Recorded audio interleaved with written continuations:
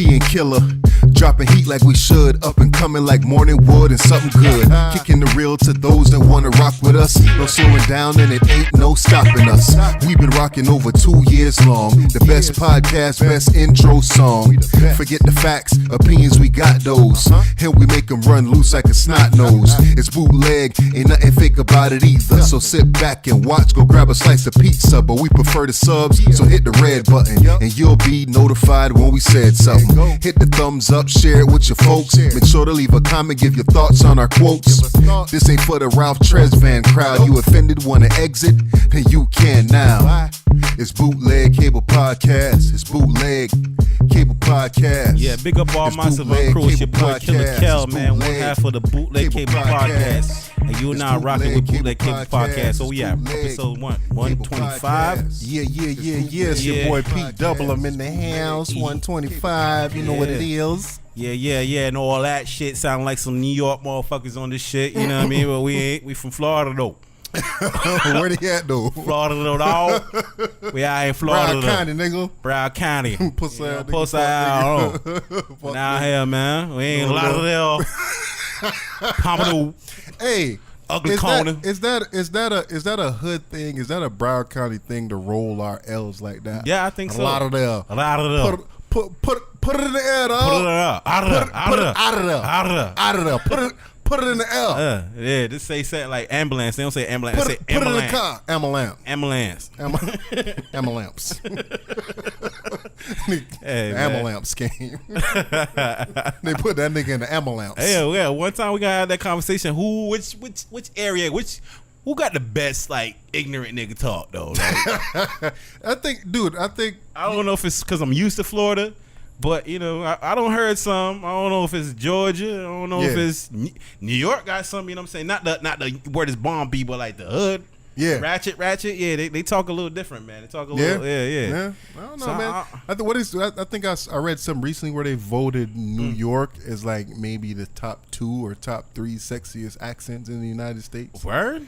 Yeah, something like that. There was up there, and then obviously niggas from the South, whatever it is. Yeah. A lot of even my wife told me something. Oh man, I love how T.I. talk. Yeah, like you like how T.I. talk. But T.I., you know, that's Plies? Different. Yeah, Plies. Plies ass niggas. Yeah, Plies. I mean, I mean, there's educated niggas though, for real. They are. Yeah, they are. They are. I'm not trying to act like they not. They try to act like they not. They are. Yeah. So yeah, I mean, I really can't put them in that. I mean, but she can. That's her prerogative, I guess. Yeah. I ain't gonna try to take that from her. She ain't from around her. But yeah, man. I guess. I mean, is it yo, ma? What was good? Or hey, little baby, what's going on? Bust it, baby. Hey, man, bust that open for a grill going, ain't it? What you say? That hood talk, man. I said, come over here right quick. A lot of chicks dig that hood talk, man. Yeah. But the crazy thing is, like, when I talk to her, or she say, "Oh, you know, when you talk to Killer on the podcast, you talk to him different from how you talk to me." Yeah. It's my homie. Yeah. Like, of course I'm gonna talk to him. And I ain't gonna give you no pussy. So. You know what I'm saying? Like, yeah, of course. Yeah. And I peeped that with you one time. I was like, yo, this nigga over here being husband of the year ass motherfucker. If you don't cut that shit the fuck out, nigga. Proper ass. Yeah. No, fuck out of here with that shit. Nigga W, no, honey. Perhaps what we're failing to look at is what the fuck is that? What the fuck is this? Well, if you look at the situation in its entirety, you'll figure out that. Yeah.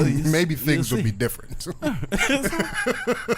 This ain't dumb. What the fuck is this? Let me get the fuck out of here, man. I feel like this nigga by 2 steps from fucking cussing some shit out.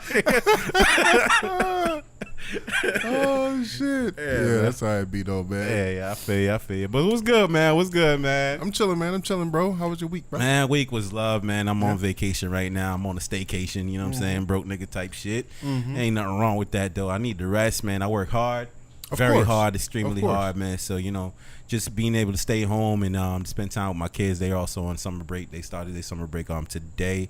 So, you know, just that alone, you know what I mean, is a win for me. I think for Broward County, the last day of school tomorrow. Yeah, last day of school tomorrow. Yeah. What was last day of school like for you when you was a kid? Man. You remember?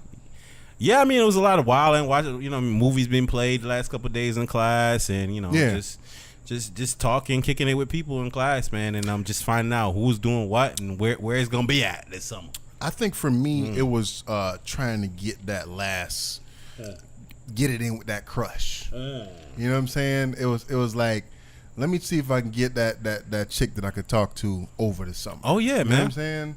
Oh yeah, because that first little 2 weeks out of school, man, that's the week you won't really have to seal the deal. You know what I'm saying? And then, Let me get your number. Let me holler at you over the summer. We can kick it at the mall. We can go to the movies. Oh yeah, you know what I'm saying? Shit like that. So I mean, I don't know what kids, what they do now or whatever the case is, but that was my goal. Yeah. Last couple of weeks of school. Let me lock it down with something for the summertime and see. Man. See what it is. Yeah, man. I was trying, like, when I came down to Florida, man. We just trying to find out where the pool joints was at. You know what I'm saying? That was where we had the fun, man. Like wherever the girls is at. You know what I'm saying? There's a pool. Whew, it was lit, man. I don't know if these kids. We used to pool hop all day, man. I be at this pool and we're like, all right, cool. Let's drive down to the next pool, man. Just pool hopping. Niggas don't swim nowadays, man. Yeah. I guess not, man. I mean, shit. I mean, I hate them with the stereotypes. Yeah. Let's leave it alone, man. But yo. What, you had something for him? No. I was chilling with my son. I took him to the barbershop today. Okay. Shout out to the homie Jay Cutter. He was on the podcast. He the one that cut my son up. I took him to the barbershop and you know what I'm saying, I had him. He was playing the little Nintendo Switch situation, right? Okay. And like, I notice with kids these days, and let me not say kids these days. I'm talking about my son specifically, right? And maybe you have kids also. You can kind of interject.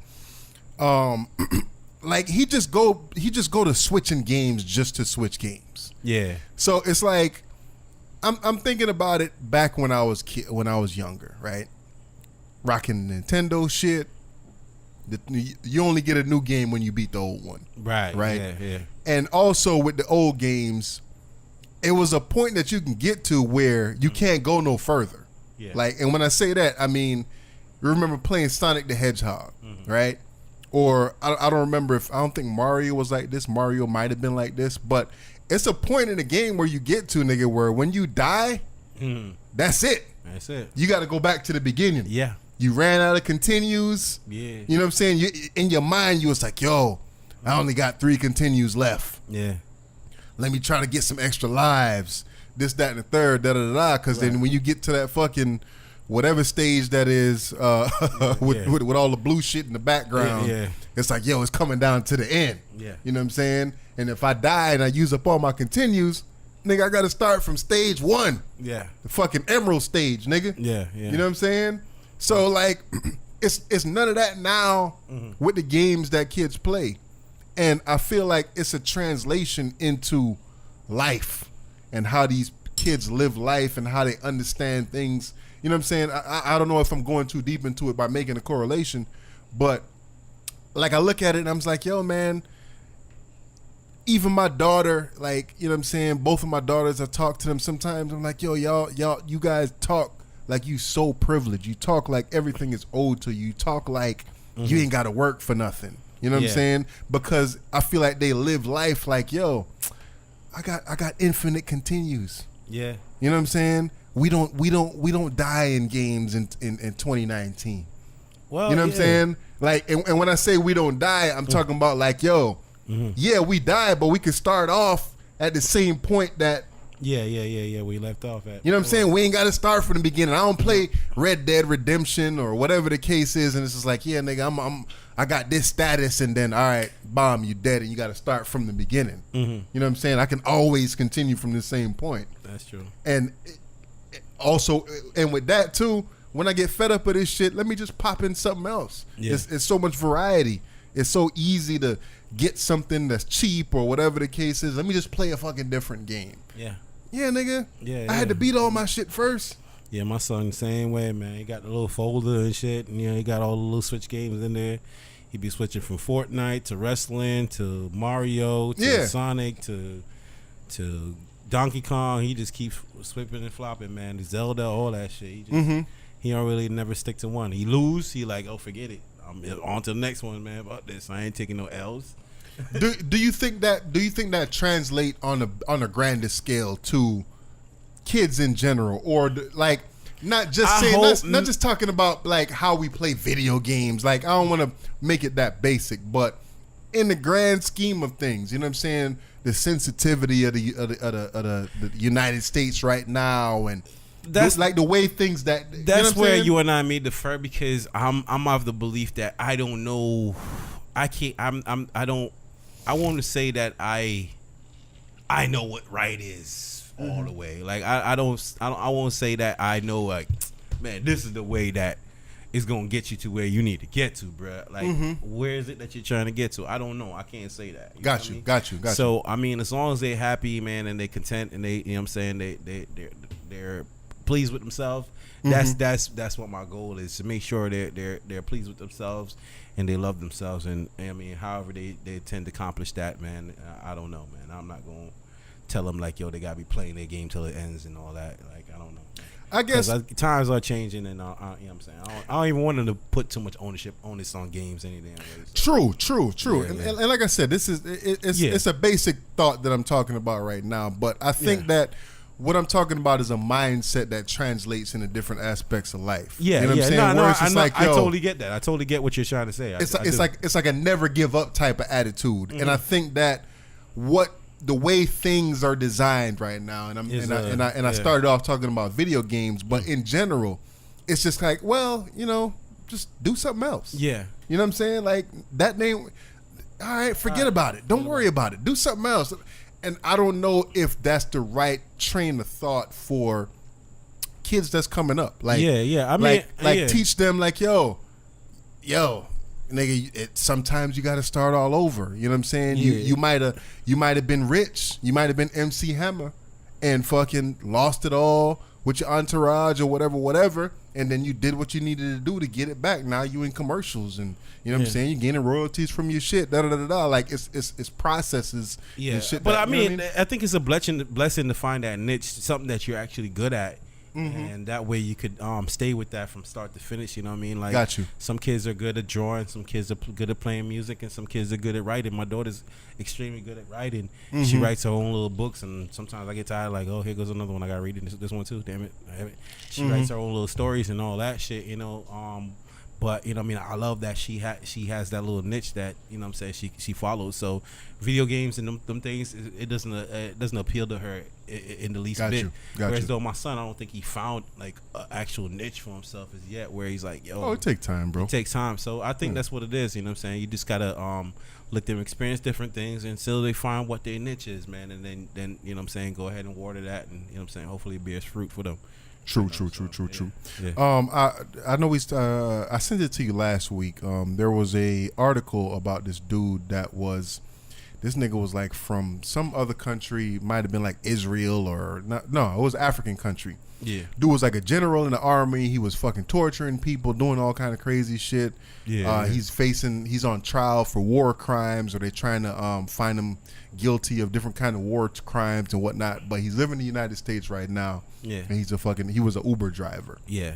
You know what I'm saying? And I guess Uber did a background check on him and everything, because he hasn't been convicted of anything. Yeah. But when you do a Google search on him, you find out that this dude is being investigated for like all kind of crazy shit. Yeah, war crimes. Yeah. I'm talking about he's I seen it. He's being accused of doing some heinous acts, man. Heinous, like the terrible of terrible things. Yeah. And when you look at him, you know what I'm saying, he look like a typical old black man right now, you know, just trying to, you know, be a nice guy out there, and you're like, this guy, he doesn't look like somebody that's capable of those things. But when you look at what he was accused of, it, man, it makes you sick. You know what I mean? Yeah. To think that he was accused of all those things, and in fact, they said he had a security guard job before that, and when the charges got brought up, whatever, he lost that job at the airport. I think it was. Yeah. Like, yo, this dude got motherfucking TSA. I can't even get TSA clearances, bro. Right? Yeah.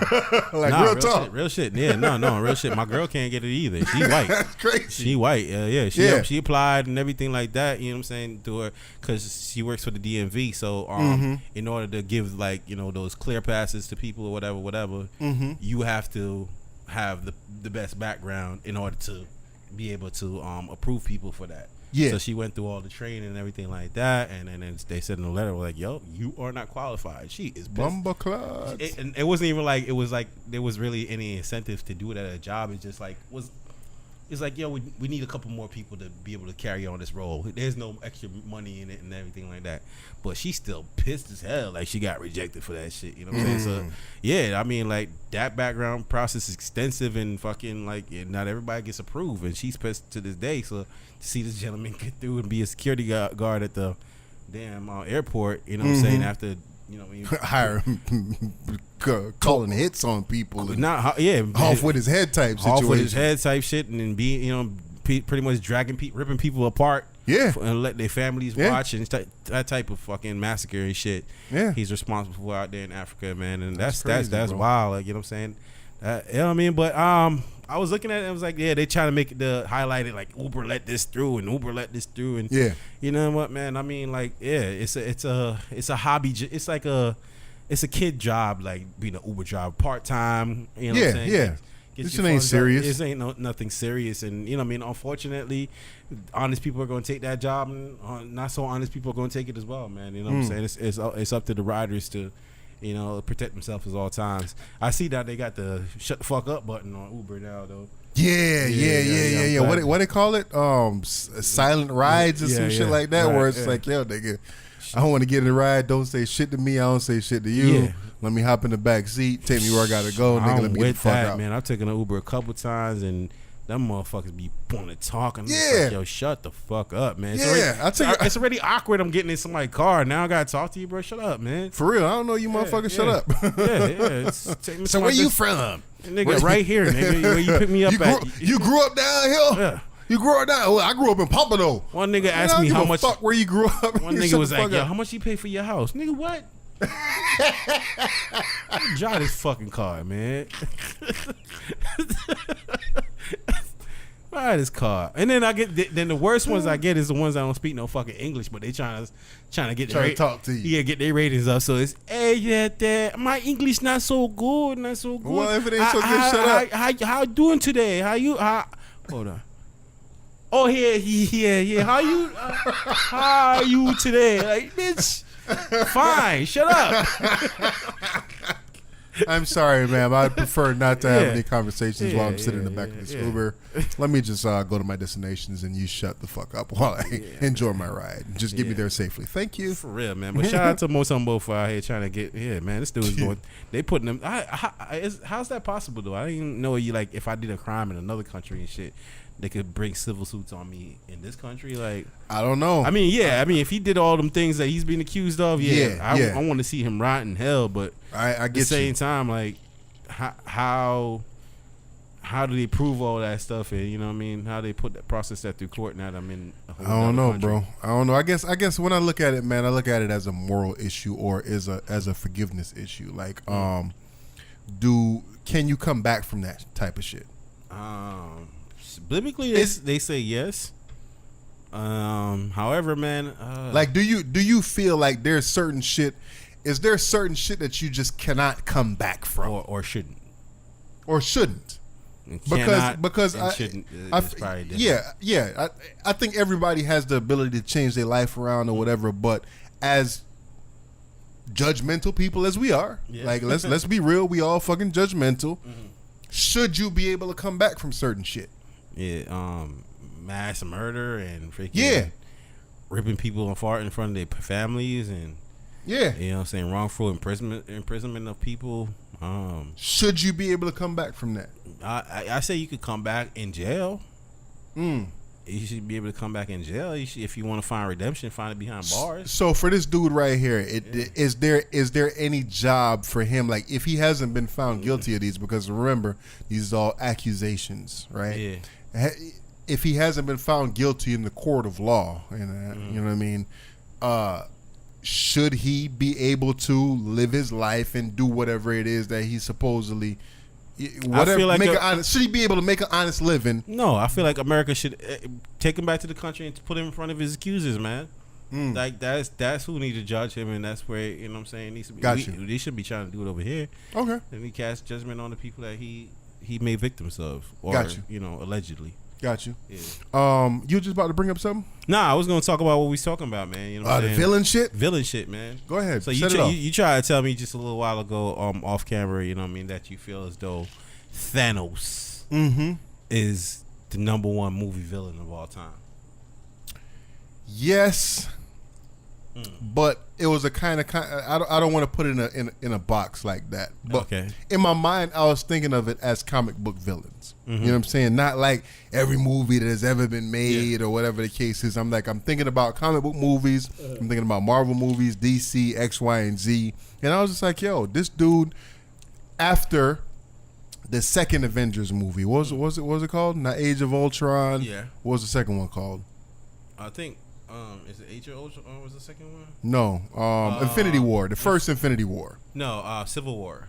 No, Infinity War. Okay, so Age of Ultron, and then it was Civil War. That was Captain America. Yeah. Oh, yeah, that was Captain America. Yeah, you're right. So after I watched Infinity Wars, I was just like, yo, at this point, out of all the comic book movies that I saw, I was like, yo, this nigga Thanos, that he's that dude. He that fucking villain. Yeah. Like, I ain't seen a villain more badass, more villainous. Like, yo, Thanos was. If y'all remember Infinity War, go back and watch this shit. This nigga was wrecking shop from the beginning of the movie, and he just looked invincible throughout the entire movie. I was like, yo, how the fuck?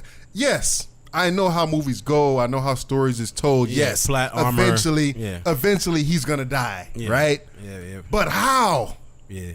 Like, after I watched Infinity War, I was like, yo, how? Like, yo, this dude is the fucking shit. He big as fuck. The nigga's purple. You know what I'm saying? And he got the right lines. Yeah. He got the fucking gauntlet. Yeah. Punching niggas in their shit. Yeah.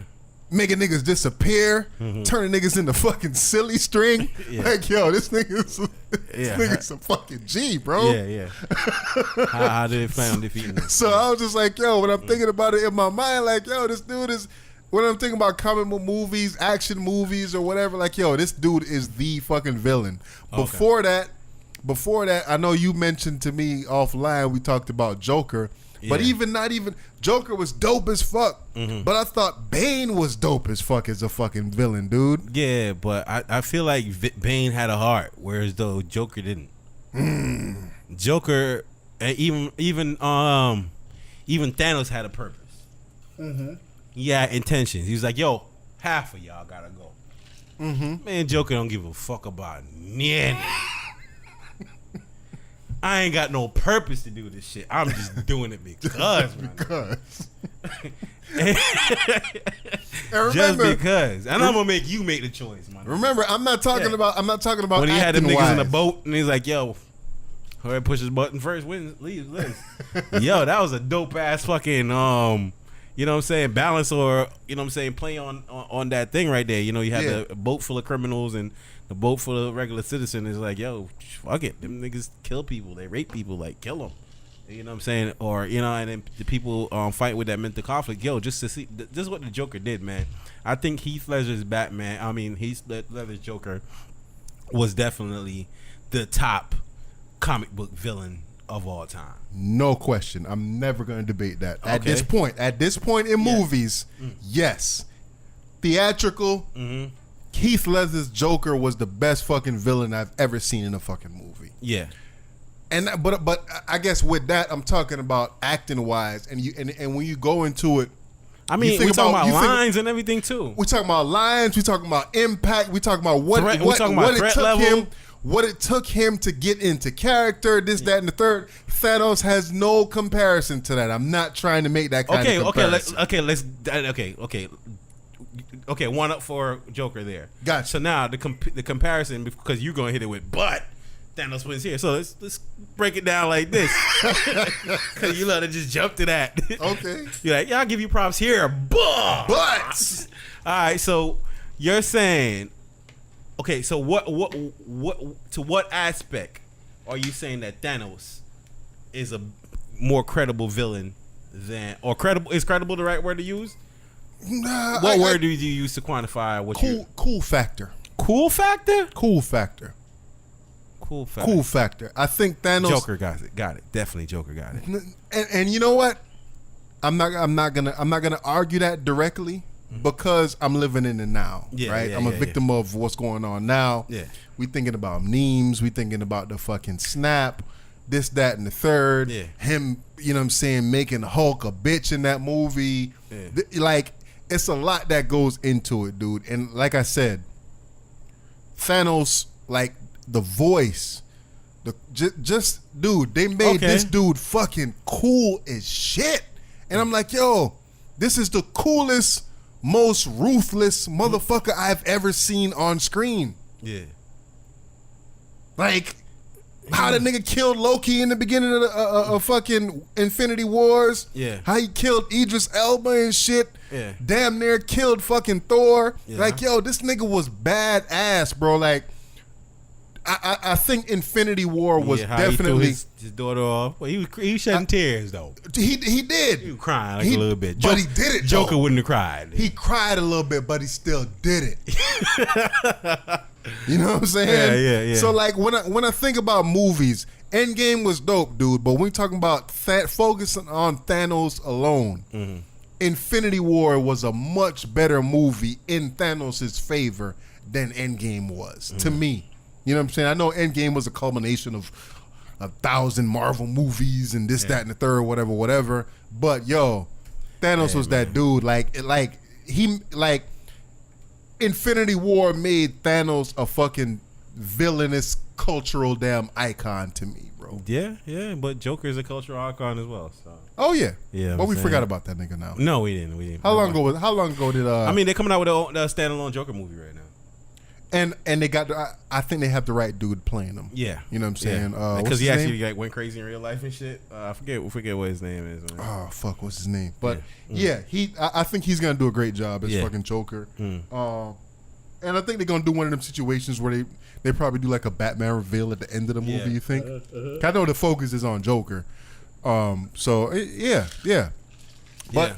again, I'm not gonna go in art because you know what I'm saying. You got Darth Vader. Yeah. You got who else was a dope ass villain? I was shit, man. I was going to even take it to the hood level. And I was gonna say, man, Nino Brown was a fucking ill ass villain, bro. Nino Brown was a real ass nigga, man. Yeah. Fucking, you know what I'm saying? You're right. Fucking Tupac from Juice. Yeah, Tupac from Juice, motherfucking yeah. But when I'm talking about strictly Denzel Washington and fucking Training Day, you know what I mean? Dope ass villain, man. Yeah. I'm talking about strictly comic book movies. Yeah, if he's talking about strictly comic book, then I guess it's a toss up between Joker and Thanos. I go Joker. You may say Thanos. Okay, but I feel like those are the top. And I think those two, either way you go, you can't go wrong. Nah, at this point, you know what I'm saying. Yeah. You know, I don't know if I'm forgetting anything. Y'all let us know if we forgetting anything where it's two villains that's doper than Joker and Thanos. Yeah, that was a credible threat to everybody. What was the Joker line? Something like everybody just loses their mind. Yeah. Why so serious? Why so Yo, when he fucking hit Michael Jai White with the pencil through the head, you want to see to make this shit disappear? Hell, man. Yeah, Joker was a fucking beast, bro. Yeah, man. Yeah. Definitely. Joker was a beast, and again, I think Bane had them lines, bro. Bane had them lines, yeah. You say he was like, so he said something about I adopted the darkness, you inherited it. Da da da. You was a mere boy when this, like, yo, Bane, Joker, and Bane back to back, dude. I think that at that time. Back to back, those was the two dopest villains ever in a fucking comic book movie. True. Joker number 1, Bane number 2. But I think Marvel came back. Yeah. Finally, they was able to make a fucking hardcore movie, and they made Thanos that dude, man, with the snap, nigga. Come on, fam. Yeah, bringing it in, man. All right, now let's go to you know what I'm saying, the Bootleg Kevin Podcast News. Breaking news. Just said the news section of Bootleg Kevin Podcast. Oh shit. Hate to start it off with a joking manner, but this is a serious issue. Let's talk about it. R.I.P. Black and Mild moment, man. Black and Mild moment. Virginia Beach. There was a gunman in Virginia Beach that just had quit his job, and I don't know I think it wasn't on the day that he quit his job. It was on the day that he quit his job. So this nigga turned in like a 2-sentence notice. You know what I'm saying, letting them know like, yo, I'm retiring from my position or whatever, resigning from my position. and then went on to kill 12 people, injured 16, I think it was. Wow. 16 or more. So let's say, let's say almost 20 people. Yeah. So we didn't get it in specifics, but 12 people so far has lost their lives, and RIP to those people.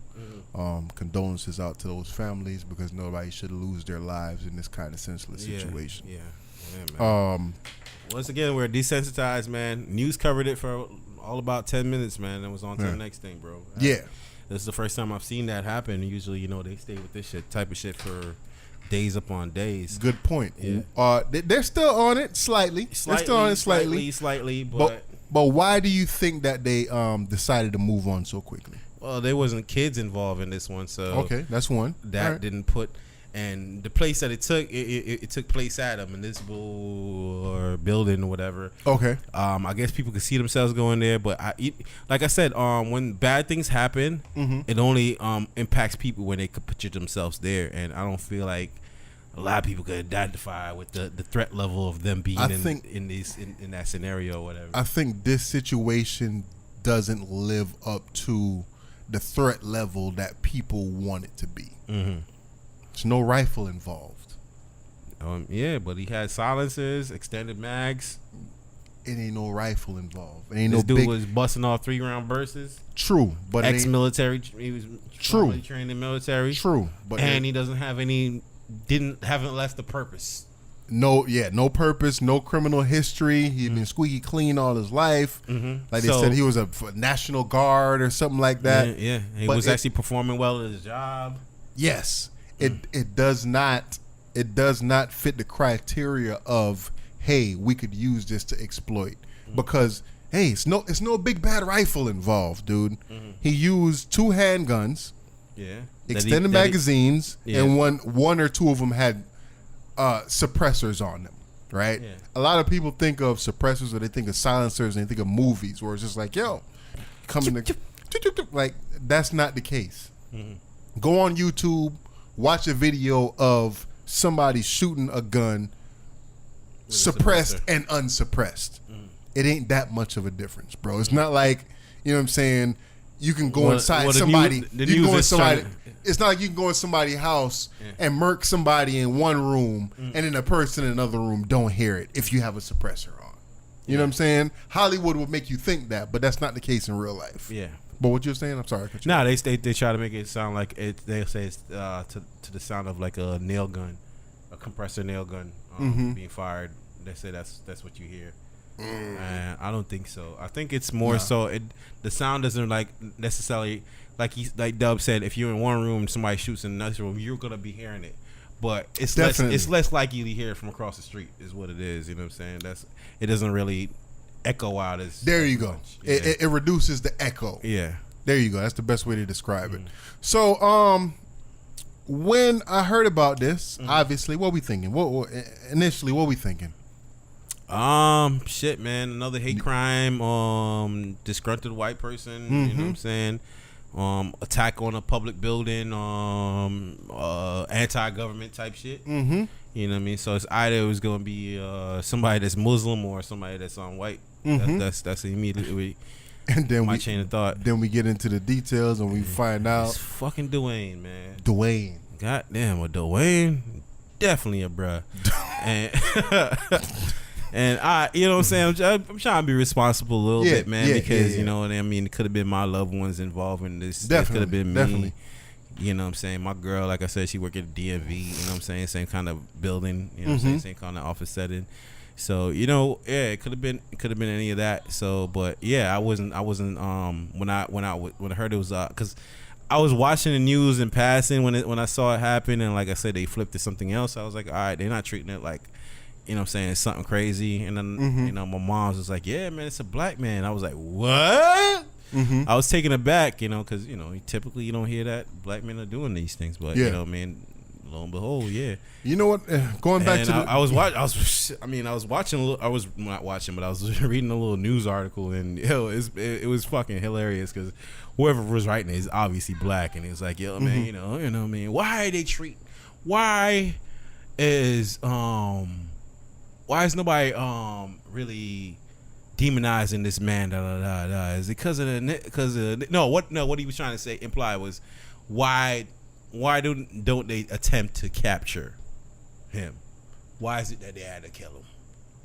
I don't want and to they go was from trying that. to they was trying to make that to be like a racist thing. And it was like, yo, you know what I mean? Perhaps they got this man on the mind control, and they don't want him exposing the truth of as to why he did these things, and so they decided to take him out. It's because was it a police station right across the street? They said police responded within 2 minutes of this situation. Yeah. So fam, like this was a situation where police was close by, and you know what I mean. He only had a short time to do whatever it is. Yeah, police officers lost their lives in this, right? Yeah. Did they? Oh no, a police officer got hit. But they had a vest on. Yeah. Somebody, a gentleman, which I think was the 12th victim. Mm-hmm. He attempted to go back and try to save more people, and then lost his life. Then ended up losing his life. Matter of fact, what was crazy to me when I was watching the news, and one dude actually said he walked past the gentleman, being that he thought that because they were having a drill the next day, the very next day. He said he saw with the suppressor and the extended magazine, and he was just like, "Yo, this it looked theatrical." Oh, he was like, "Yo, they turning it up this time." Yeah. Thinking nothing of it, you know. Yeah. And, man. I mean, one of the questions you presented to me on the email, you said, "Yo, why are people so concerned with the reasons why?" Is that what you're saying? Yeah, and I always wonder that because a lot of people, a lot of the media people, I feel like they try to justify. No, let me not say that. Yeah. The reason why to me does not matter. Like it's no excuse for a person to go inside a building and kill multiple people because all right, they treated them bad at work, or maybe they was bullied at school, or whatever the case is. To me, there's no real justification, but it always seems like the news media tries to focus on why. Why is it that a person would do this and this, that, and the third? He had no criminal background. He served in the armed forces.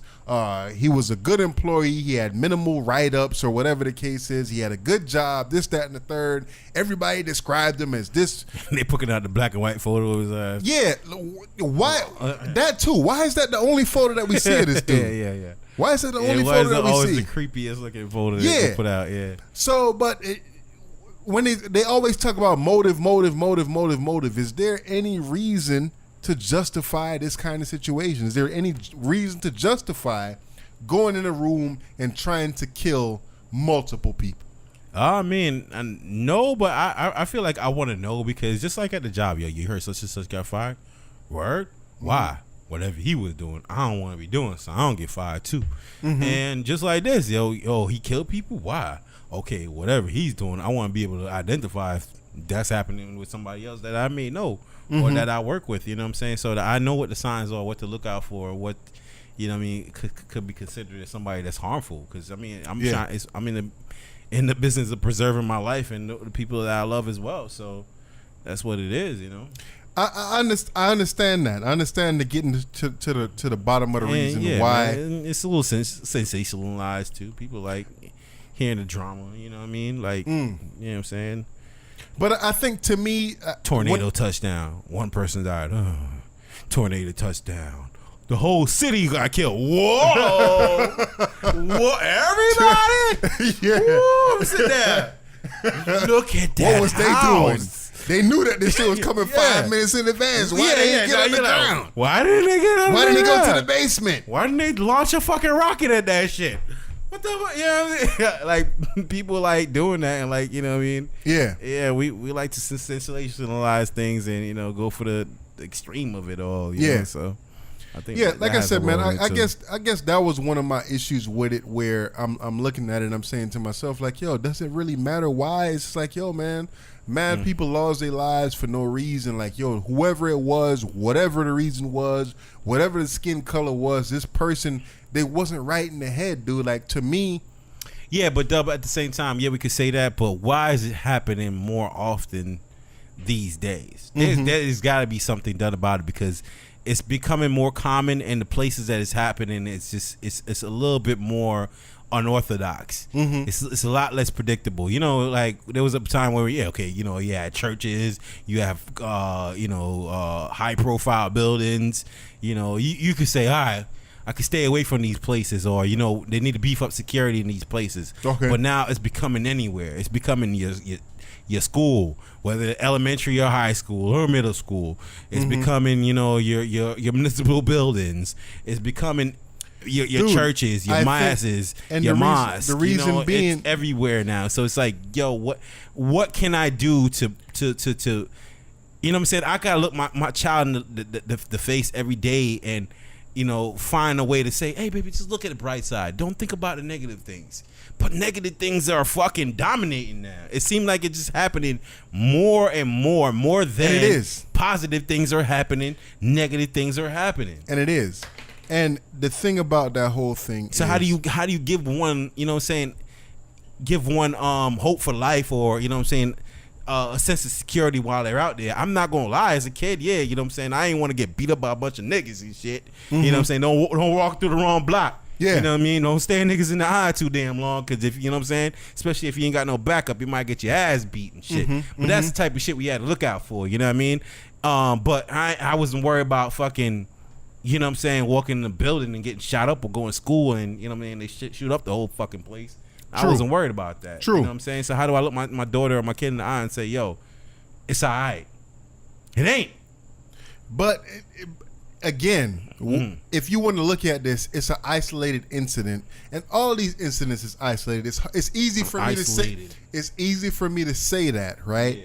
Sitting at behind the fucking desk or whatever. Yeah, it's easy for you to say that. Like I know what people gonna say. Yeah, but in the grand scheme of things, how often is this happening? It's happening too often. Yeah, or you go to a damn concert and I'd be the first blown up, or somebody shooting from the hotel room, and I'll be the blasting down on the field. I'd be the first person to say one time is too many. Yeah. You know what I'm saying? One time is too fucking many.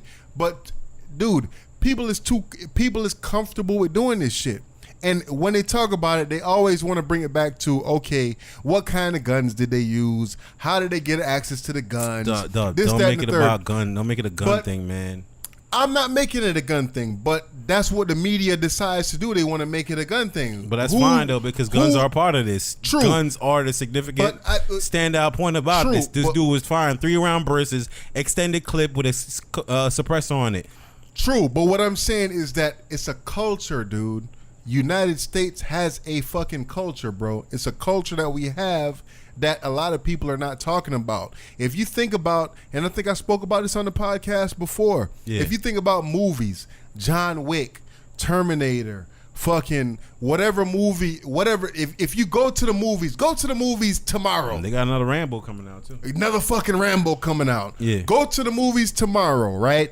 And if your movie theater has 20 fucking theaters or 20 different showings or whatever the case is, just walk through the hall and count how many fucking movie posters you see with somebody holding a gun. Guns is cool in the United States, bro. It is what it is. Guns is fucking cool. It's cool as shit to have a fucking gun. We got water guns for sale. You got BB guns. You got laser tag, paint guns, this, that, and the third. Guns is cool as shit in the United States. Violence is fucking cool in the United States. Look at all the movies. Everything, it's a culture of fucking movies, video games, this, that. It's a culture of violence in the United States. You know what I'm saying? Okay, all right. And until we address the culture as a whole, all these shit is gonna continue to exist, bro. And I know a lot of people don't want to hear that shit. So, like I said, it's bigger. Yeah, but if you, because you could look at it and say this gentleman was how many years old? I'm not sure. I at least 40 something. At least 40 something, maybe early 50s. You're not here for the facts, you're here for the opinions. But I'm pretty sure he's up there in age. So I can't even he lived some life. I can't even put movies on him. You know what I'm saying? I could put movies on maybe the young kids that go up and shoot up a school, but that gentleman right there, he's lived long enough to say, okay, you see movies from this standpoint to this standpoint, and at some point, just like myself, have learned to recognize that this is just a film. It is a film, but this is not necessarily true. True, killer, true. Taking lives, but there is a cool factor associated with this shit, bro. Like, let's just think about it for a second. Men have an infatuation with guns, and it's not American thing. I was in Jamaica growing up as a young man. We used to find, like I said, we used to find every stick that was shape of a gun. We go out in the fields and we're playing gun wars. Shooting invisible fucking bullets at each other. Nigga, you dead. True. You know what I'm saying? So this is that culture spreads across the world. It's not just the United States. You know what I'm saying? But people killing each other in Jamaica all fucking day. True. Violence is all over the world. Yes, but what I'm saying though, for somebody to decide to take mass lives, I don't necessarily equate that to just specifically movies and, you know what I'm saying, bad culture. I'm just saying maybe the value of life is diminishing, or there's something in the air, you know what I mean? I don't know what it is, bro. So if that's the case, what can we do to change that, bro? What can we do to change it? I'm just saying, we don't know what to do to change it, but I have to know what the symptoms are. So that's why I'm not opposed to them telling me, you know what I'm saying, what kind of motives or intentions this person had if they were able to. My thing is that there's various fucking symptoms though. Okay, bro. I need to know all of them. We need to put it all on the fucking table when it comes to movies, when it comes to video games, when it comes to culture, when it comes to guns, this, that, and the third, It's everything is on the table, because even like I said, me as a pro Second Amendment, you should arm yourself, this, that, and the third. Sometimes I look in the comments of gun videos that I see, and people say, I'm in Australia and I wish I could purchase the firearms that you guys have in the United States, and this, that, and the third, And it's just like, it's the same thing.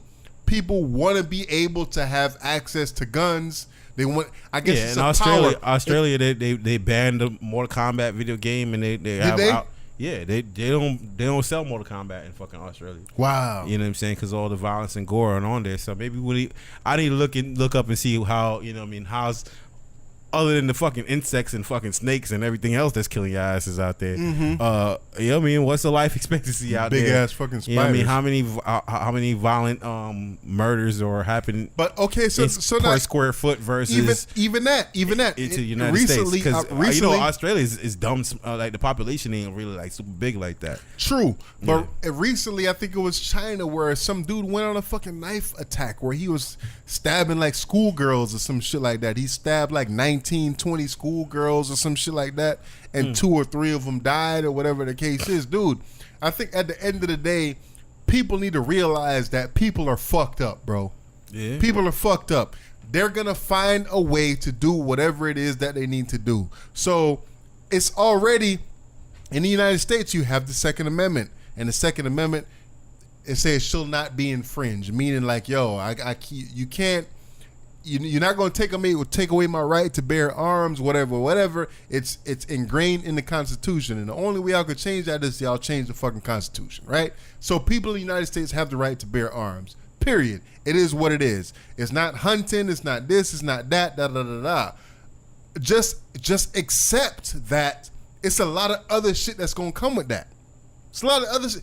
Fucking mass shootings, Columbine, Virginia Tech, now Virginia, wherever this happened. Black people killing black people. Black people killing black people. White people killing black people. Police officers killing black people. True. It's just, you know what I'm saying? What you're saying, it's a way of the world, man. Let's just go ahead and accept it. No. What I'm saying is that if y'all want to try to make it seem like, all right, it's just AR-15s, it's just handguns, or maybe it's a mental situation, in the United States, not that I'm an advocate for this, but if y'all gonna do something about it, you need to ban guns, period, right?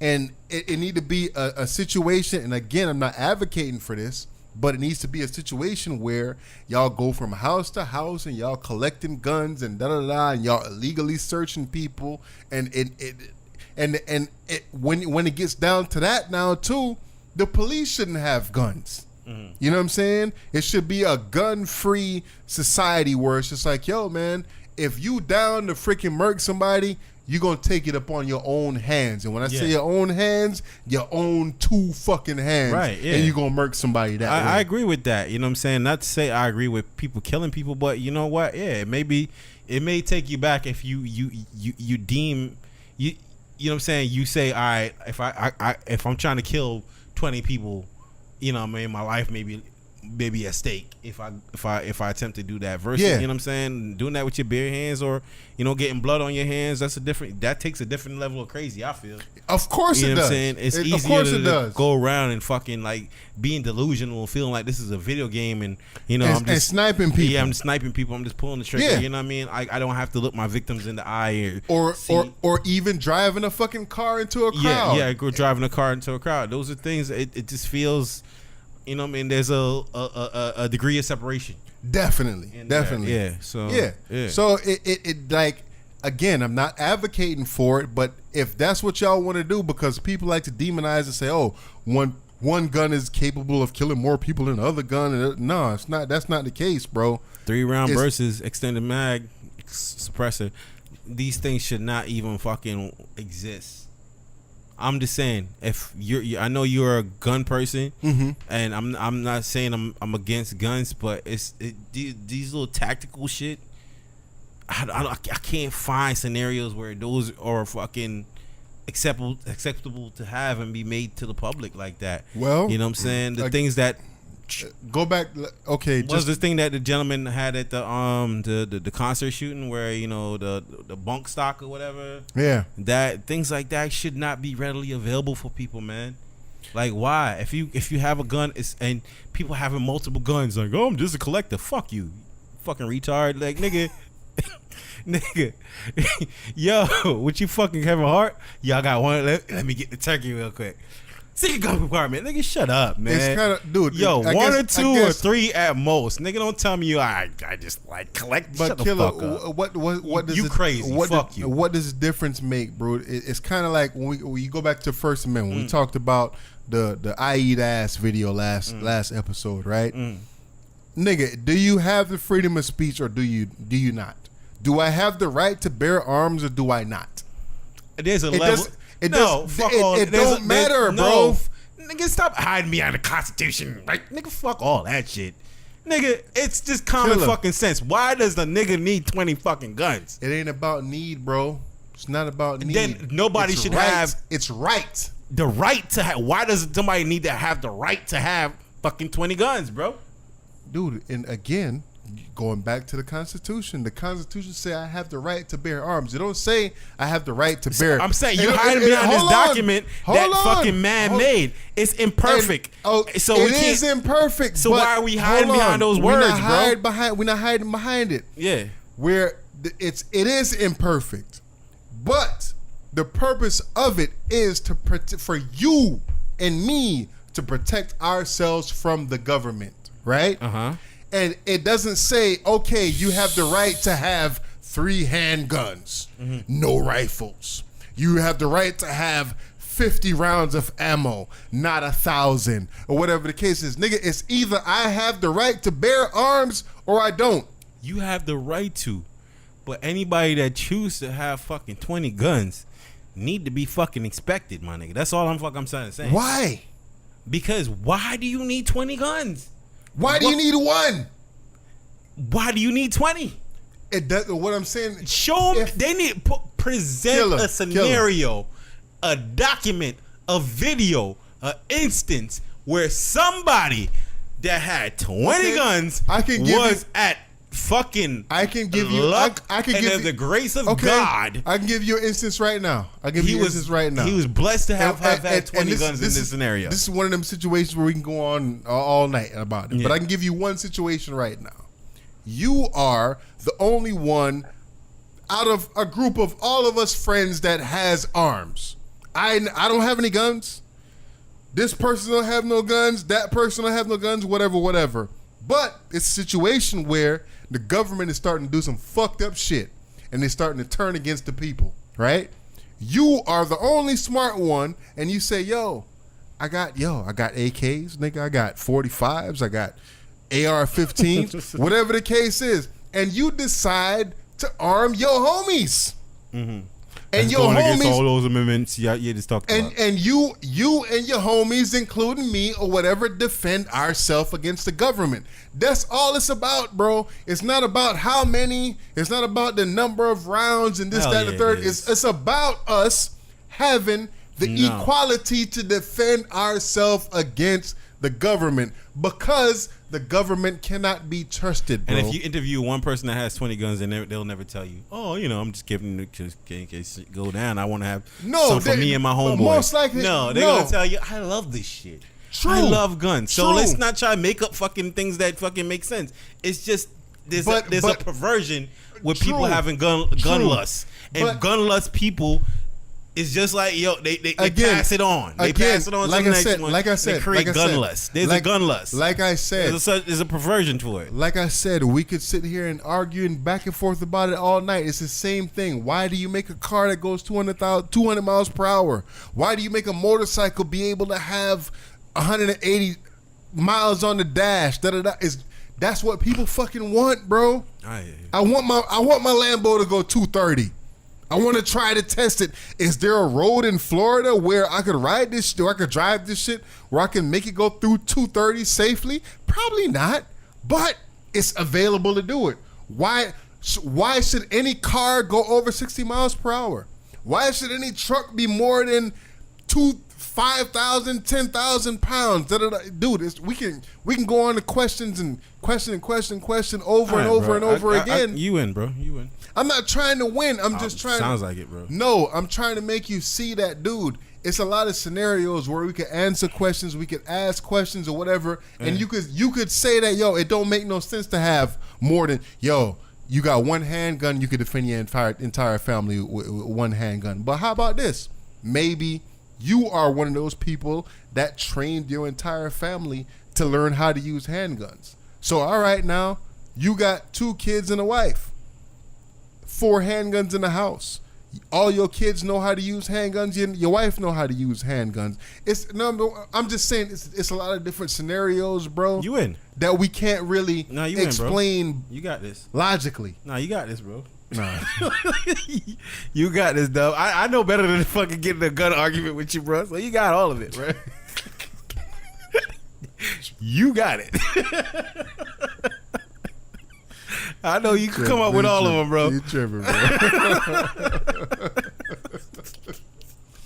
All right, so I know we started off with a black and mild moment with the whole book, Virginia Tech situation, but this it's even a little more sadder, dude.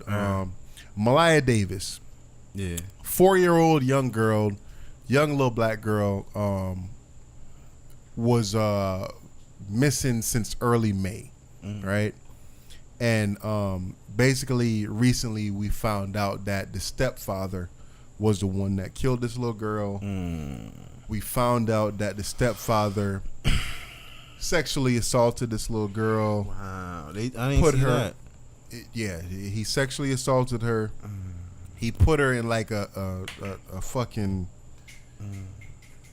Put her in a box, dude, and traveled like 300 miles away to dispose of the remains. Again, we found out he sexually assaulted her, this, that, and the third. It's a lot of gruesome shit that goes into. And claimed on his way to pick up the mom, because the mom was away for a funeral or something like that, right? That's what it was? Yeah, and on his way to go to the airport to pick her up, that's when he claimed he was assaulted by 3 Hispanic men, knocked over the head, and the daughter went missing. Those were his claims then. You know what I mean? So that's when he decided to break that to law enforcement. And they found, inconsistencies in his claims, and they arrested him. And only now they found a body in Arkansas, and they haven't really completely confirmed that that's the child's body, but there's all evidence pointing to that's the child's body. And they have video evidence of him taking a container out to his car before the ride, or you know what I'm saying, like, right, dude, it's a little difficult to talk about the specifics of this kind of case Yeah. And especially as a father, you know what I'm saying? Especially as a father, bro. Yeah. You know what I mean? And again, you don't even have to be a father or a mother to empathize with the situation. But when you look at it, bro, like, just like the situation we was talking about before, why is it that a person would take it into their hands to kill this many people because they're maybe unhappy with the job, or maybe they would have gotten fired, or maybe this is like, what's the justification behind this shit, dude? Like, we all know that this shit is wrong, bro. Yeah. It's not like this is a questionable situation where, all right, I met this girl and we both got drunk and I decided to have sex and maybe she wasn't in the right state of mind, or, you know, like, this is not, ain't no gray area here, bro. This is a 4-year-old child. Yeah, no, there's nothing to debate about this. This is are a grown man. Yeah, and that's his child? It's not his child. It's not his child. It's his stepchild. And that even makes it worse because we think about. He has a 1-year-old though with her, I guess the moms or whatever. Did he? Yeah, he had a 1-year-old son. So yeah. So now, like, it's a lot of different aspects to look at this shit from. As a father, yeah, right? I think about it because me and my daughter's mom aren't together. No, right? And we've been broken up now for almost 8 years, or about 8 years, or whatever the case is. And like, I think about it like, okay, what if she decided to bring another man in her life? Yeah. Immediately after we broke up, or whatever the case is. And we broke up when my daughter was like 5-6 years old. And what if she decided to bring some dude around my child at that young age? Because whatever it is, this is not his, the person that's accused of doing this heinous act, it's not his child. Yeah. You know what I mean? Yeah, I mean, that's a crazy scenario too, because I think, I mean, I keep confessing too, my daughter's closest friend, a little girl that she loves, that little girl's parents are separated, and it was one time where the little girl was staying at her dad's house, and the dad, realizing how close they are, wanted my daughter to stay over. Bruh, like, I wrestled with that one. I was like, oh man, you know what I'm saying? Like, yo, like, I gotta talk to dude. Like, let me talk to him. You know what I mean? Let me feel this out. Let me see what he about. You know what I'm saying? I gotta learn everything I can about dude. Know the addresses and everything like that. I gotta be able to contact my daughter, talk to her. You know what I'm saying? And I just gotta have to have that relationship where, we could have that conversation afterwards, you know what I mean, just to find out. And then who else is in the house and who are they around, you know what I'm saying? Those are scary things, you know what I mean, that you gotta deal with. And terrifying, and bro. it's like, you know what I mean, you don't want to become a distrusting human being to, where you're just fucking like, accusing people. Because sometimes, you know what I mean, you could accuse without saying. You know what I'm saying? Yeah. You could imply like, I just don't think that's right. It's like you basically saying I'm a rapist, huh? Well, I just don't know if you are or not.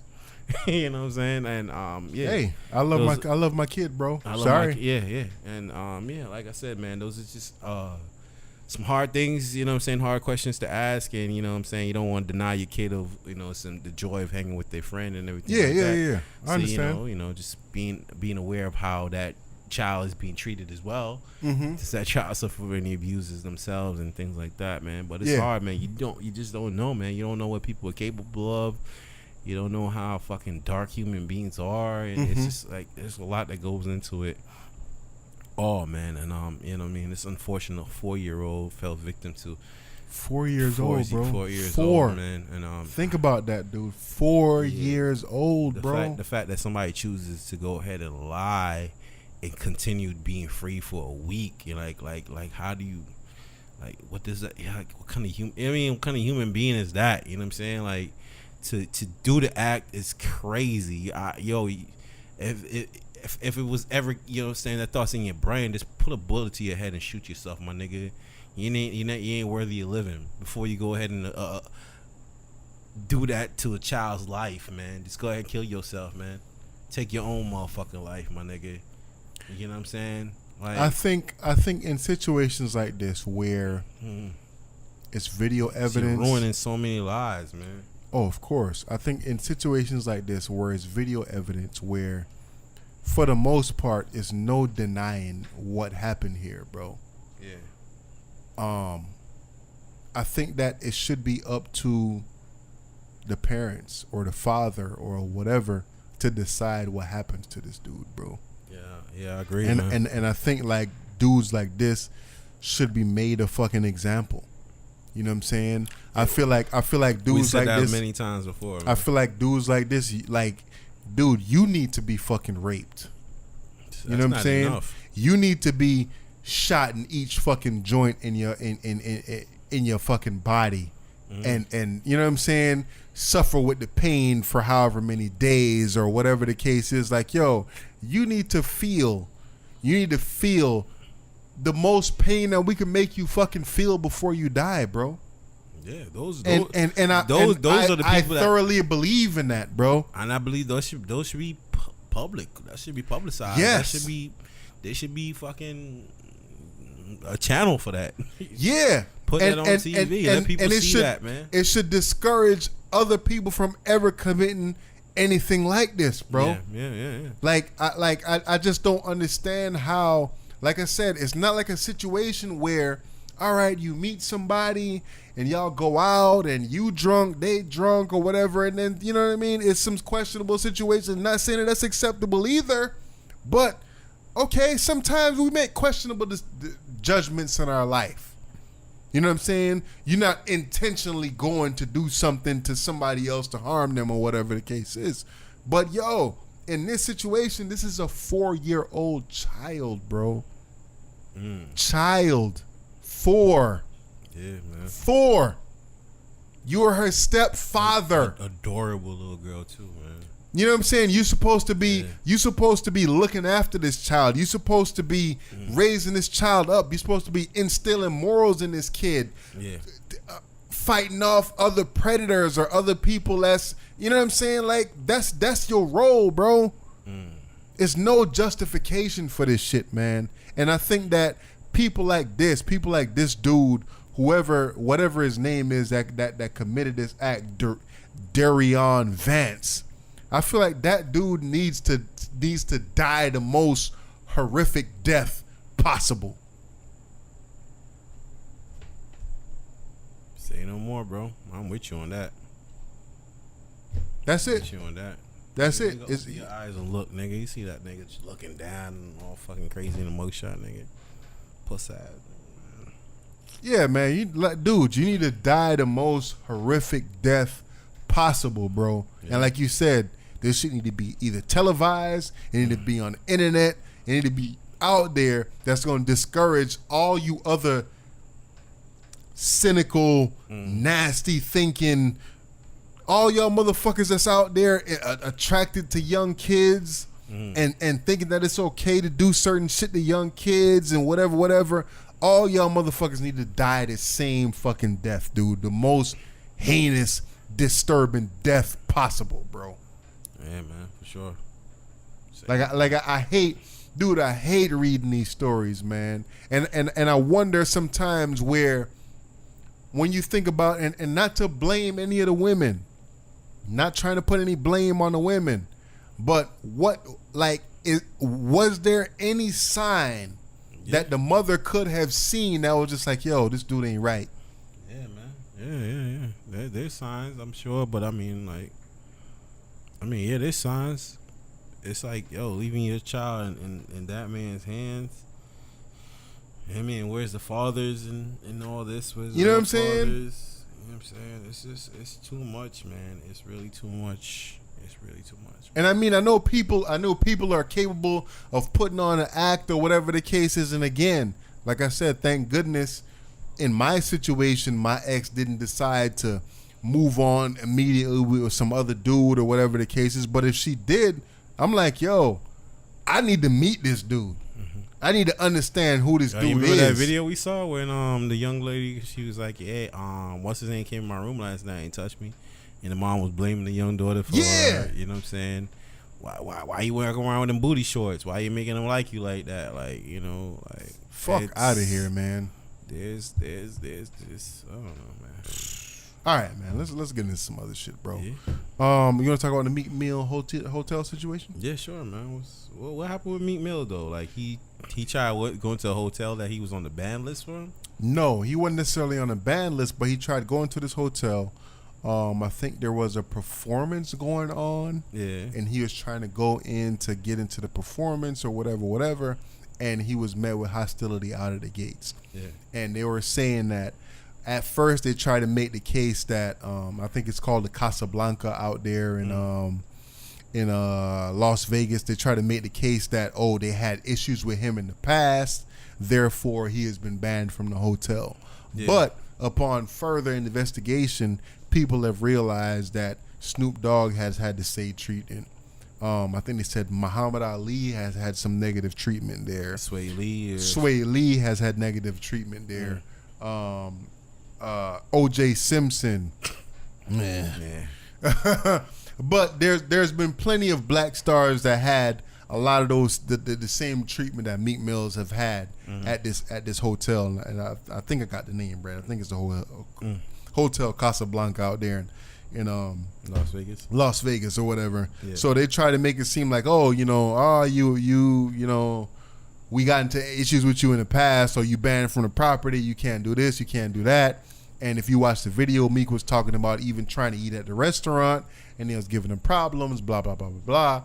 And then now he decided that he wanted to sue, and now that the hotel is saying that they're gonna prepare this big public apology. They issued an apology. They issued it already? Yeah, you saw it? Yeah, I read some of what they said. And, what did they say? Don't quote me. We can look it up right now. Let me see here. I don't think they really put out the entire apology. It just said Meek Mill accepted their apology instead of going ahead with the lawsuit, because I think he was trying to file either a racism lawsuit or a defamation of character or something like that.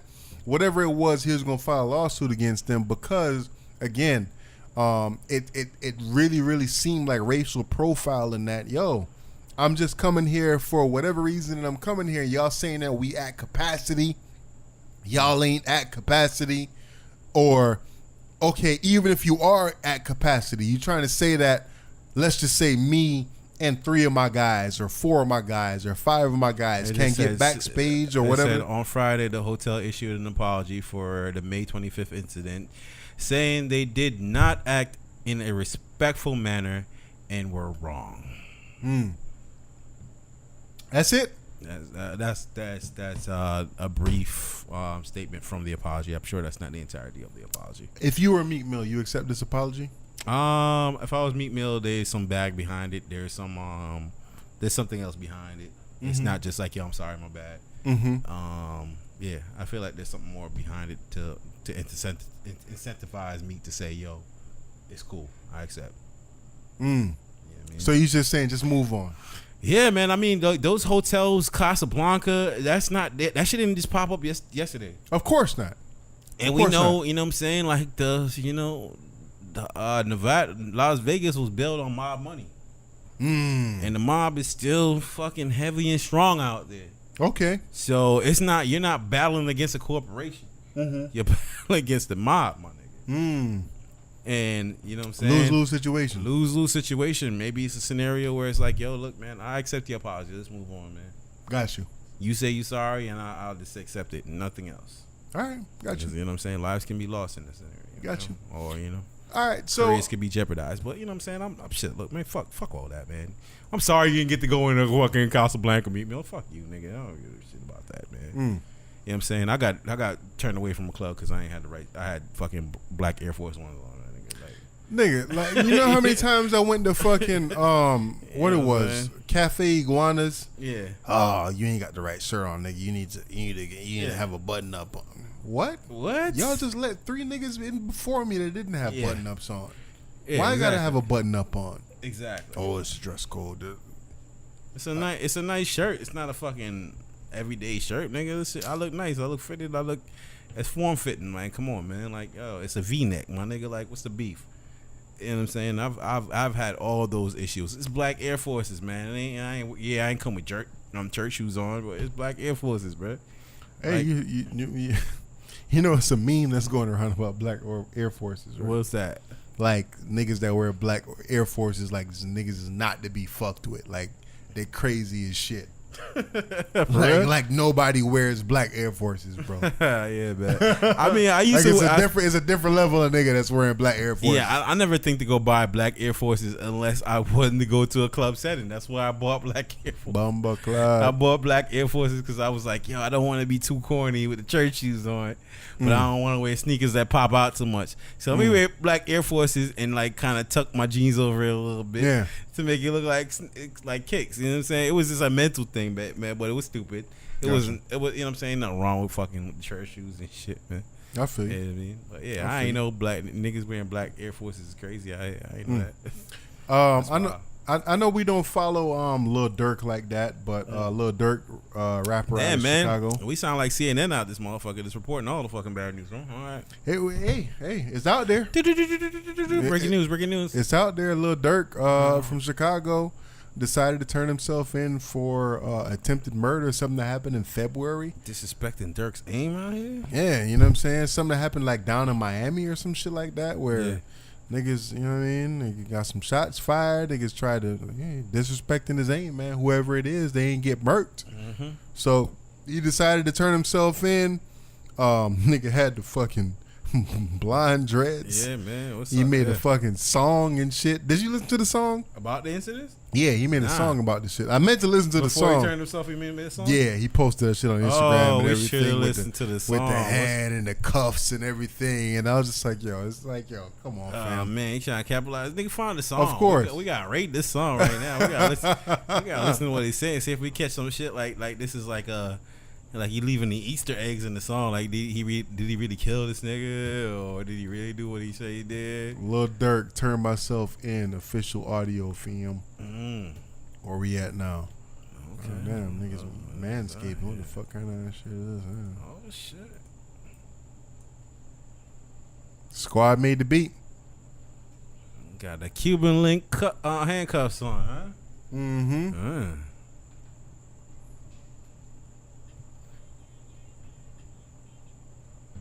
Uh-oh. God, can you hear me? Nigga asking forgiveness now.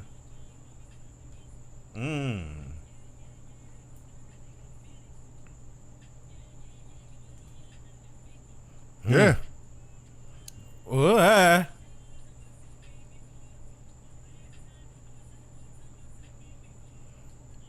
okay, so you know he got high, got some pussy.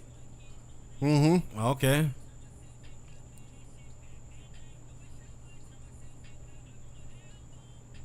Nah, I'm getting this bread. Oh.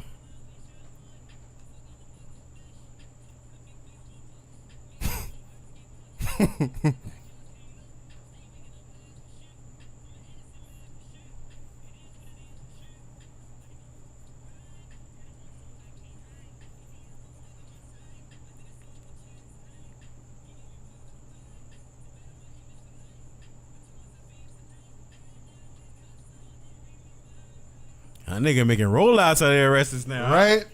Is that the wave right now? That's the wave, huh? The fucking turn myself in rollout, bro? Yeah. Tekashi said did this shit, right? Yeah, right? Well, he knew he was going to snitch, though. All right, we can turn it off. This says a lot about hip-hop, or it just say like, yo, nigga, you about to turn yourself in and made this corny ass fucking song. Shit corny, bro. Shit it whack, is, bro. It is. Shit lame. It is. This ain't heat, nothing, bro. Like it ain't no heat there. It's just Durk is infamous for talking but kind of singing with it at the same time. It ain't bars, man. Mm-hmm. Fuck out of here with that shit, man. Yeah, Free my dog? Nah. Right. If he did it, nigga. Yo, fuck. If he did it, nigga, fuck you, nigga. Give a fuck. We ain't gonna miss Durk out here. We gonna miss Durk? Nah. All right. Not at all. Shit. Hey, I'm not saying throw Dirk in jail if he innocent. I'm not saying that. But if he did it, nigga, fuck him. Listen, nigga. that's probably the second Lil Durk song that I ever listened to in my life, bro. I mean, I know a lot of people that don't like that shit. Was like, oh, y'all niggas is making, yo, I don't listen to Lil Durk, bro. For real. The only reason why he got on my radar is because of this whole situation, man. So, you know, it is what it is. Hove, Jay-Z, Jigga, Sean Carter, Chick, supposedly has become the first billionaire rapper. I feel like they've been trying to put that on his name for a long time. Billionaire, Hove, I feel like they've been trying to put that on Jay-Z's name for a long time. Billionaire, Hove, I'm on the pace to make it. Have they, because when I was reading it, it didn't seem like they say he's a billionaire. It still seems like it's like him and Beyonce are combined. No. This is him. So all right. So as they were listening to his ventures, what are some of the ventures? They say he got like $70 million invested in Uber. So they said to calculate his net worth, we looked at artist stakes in companies like Armand de Brenier. For Duce, like $450 million. Applying our customary discount to private firms. Then added up his income, subtracting a healthy amount of account for a superstar lifestyle. We checked our numbers with the roller coaster outside. Jay-Z is really a business man. So whatever this Ace of Spades shit, $310 million. Bang. Yeah. Cash and investments, $220 million. Bang. Duce, $100 million. Bang. Title, $100 million. Bang. Rock Nation, $75 million. Music catalog, $75 million. Art collection, they put this nigga art collection in this shit. 50 mil. He say where 50 mil? 70. They keep making up numbers, man. They pulling numbers out the sky. Real estate, $50 million. Oh shit. So whatever it is, that add up to one motherfucking Billy. A billionaire. I feel like Phil Collins, a billionaire in there. I don't wear it because of money again. I don't wear it because I'm for real. I wear it because I'm for real.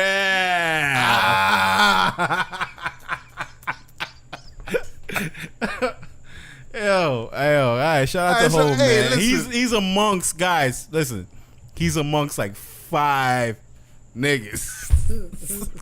Literally 5 niggas. That's a billionaire. There's only 5 black. There's like about 5 to 6 black people that are billionaires.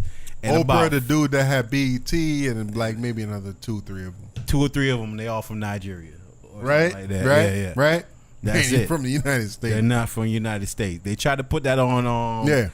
Dr. Dre. They said it's probably about 750, something like that. Yeah. And the only reason why he got that is because of the whole beat situation. The whole beat situation. Apple bought it. Yeah. So all right. So what do you equate Jay-Z's success to? Is it talent, or is it resilience, or is it a blend of both?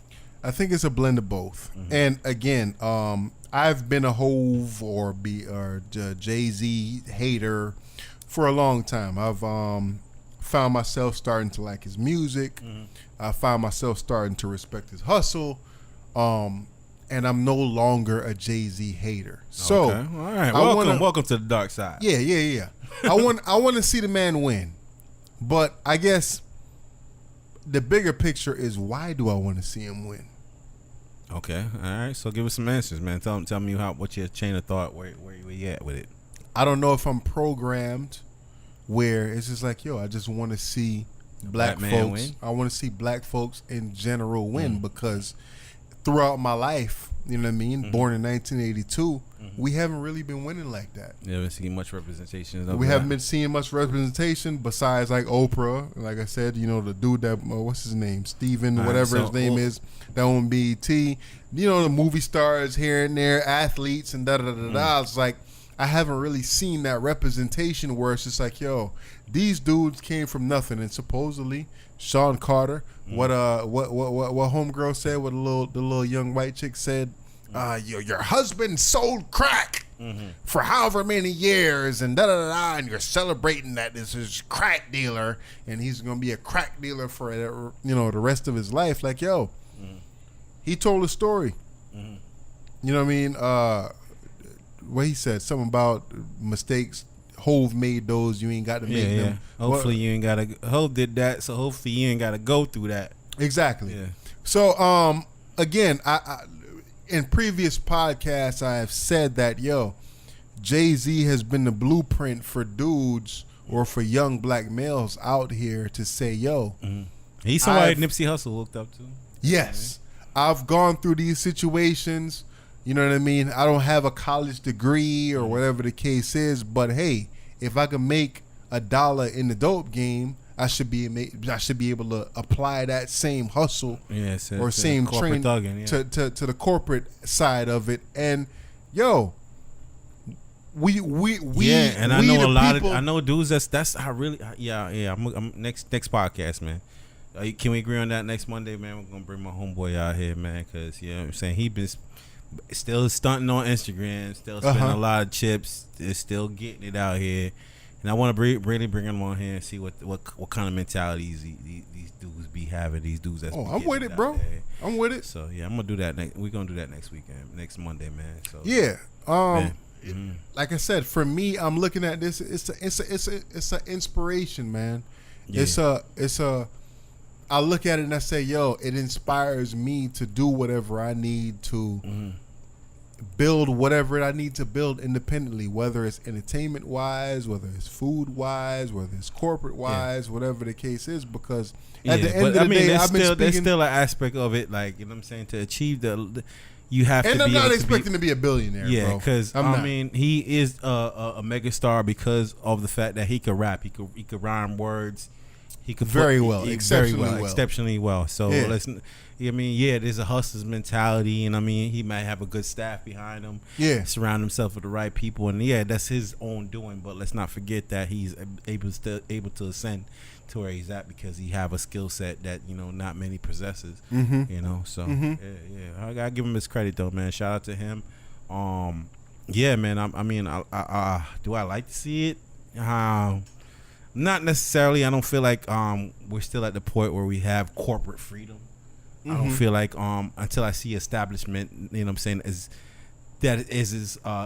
big as, like, let's say the Apples of the world, or just on the retail level, like, of the Home Depots of the world, or JC Penney's of the world, or any of these major establishment that's like not necessarily specifically black owned, but there's this is black started, and this is a black influence, and it's going out there and it's to be consumed by the masses, and shots are being called by a black owner. So right now I still don't feel like we are at that place yet. Do we advocate us, meaning black folks, caping for Jay-Z? Should me and you be like, hey, should we celebrate this shit? Or is this like, nigga, you part of corporate, or you know what I mean, you done sold out, or whatever the case. Like, should me and you be celebrating this shit? I was talking to my girl, and saying she see Jay-Z become a million. She's like, I was like, yo, baby, you realize you fucking hate on people that's successful? She's like, what do you mean? I'm like, yo, anytime somebody's like super successful, you feel fucking salty about them. You realize that about yourself? Still, she didn't agree with me, but yeah, that's true about her. I feel like, me personally, I feel like anytime like the Kanyes or anybody that's has a level of self-esteem or success or cockiness about them, like there's people out there that just they hate seeing that. They love the rise, but they hate to see you on top. They hate to see you just living good. Like now they feel like you're too cocky. Now they feel like they can't just come sit there and have a casual conversation with you and you're amongst the mortals. You know what I'm saying? They don't like seeing people that's seem or deemed as immortal or untouchable out there, because Beyonce doesn't sit down and have conversations. Jay-Z doesn't sit down and just have conversations. It's got to be orchestrated, organized, and everything like that. And so for that, hold on, before you go further, we gotta shoot it out there, man. Yeah. People like Hov, Jay-Z, whatever you want to call yourself, brother. I'm never calling him Hov. Okay, Jay-Z, we want you to come sit down with regular ass folks like me and Killer out here at Bootleg Cable Podcast. Yeah, man. If you are about what you say you are about, and you about uplifting your community, you're about uplifting black folks and letting people get to this money, this, that, and the third, or whatever. Let people like us ask you the questions that the bigger people can't ask. Because they can. No. Chill. They can. The Charlemagne's of the world. There's people out there that can ask these questions. They have something to lose, though. However, yeah, they have something to lose, and we have something to gain.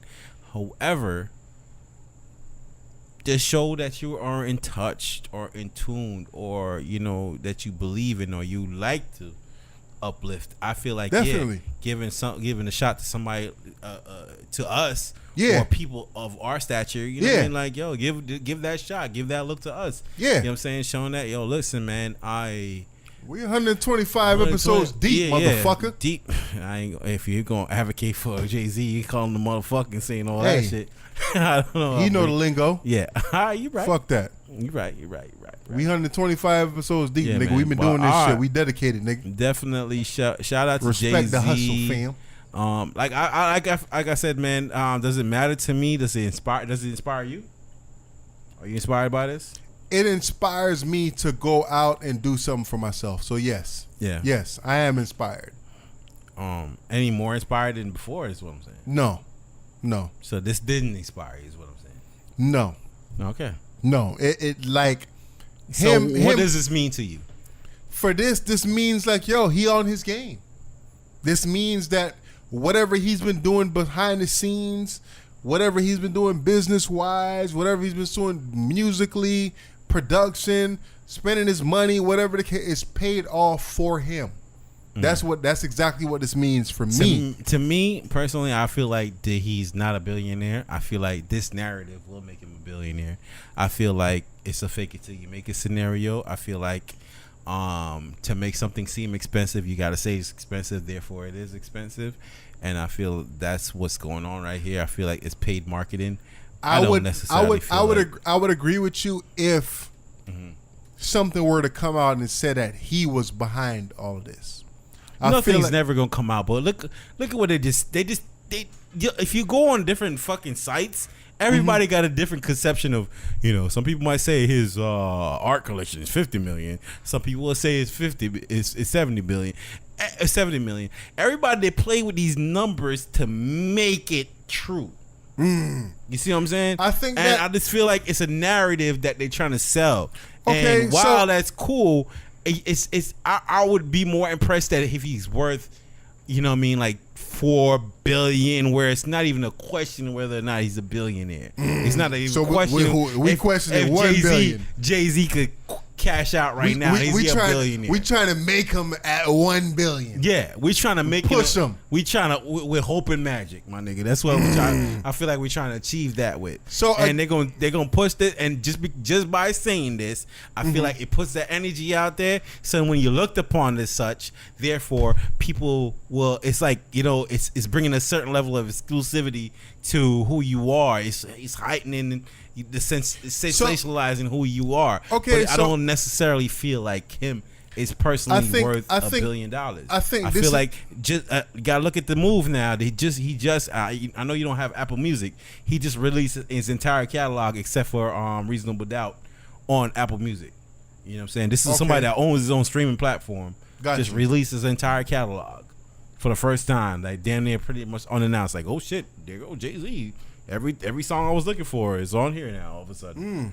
You know what I'm saying? Like there's moves, there's corporate moves that's being made, and I feel like like I said, it's like if you say it's expensive, people want it more, and I feel like what I mean. That's an image that's been working for Jay-Z, his career. He's always. I think I look at it and I say, yo, is Tidal really worth $100 million? Because let's be real out here. I don't.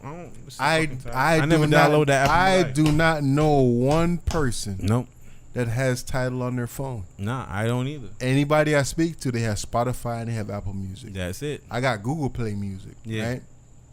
$9.99 a month. Yeah. And that's what we all pay. You know what I'm saying? Like, I don't know anybody that has fucking Tidal. Yeah, I never ran the Tidal because I wanted to see the Beyonce special. Like, I mean, I know there's a lot of Beyonce fans. She got 7 million followers on Instagram. As far as these Tidal users go, where they at though? Where they at though?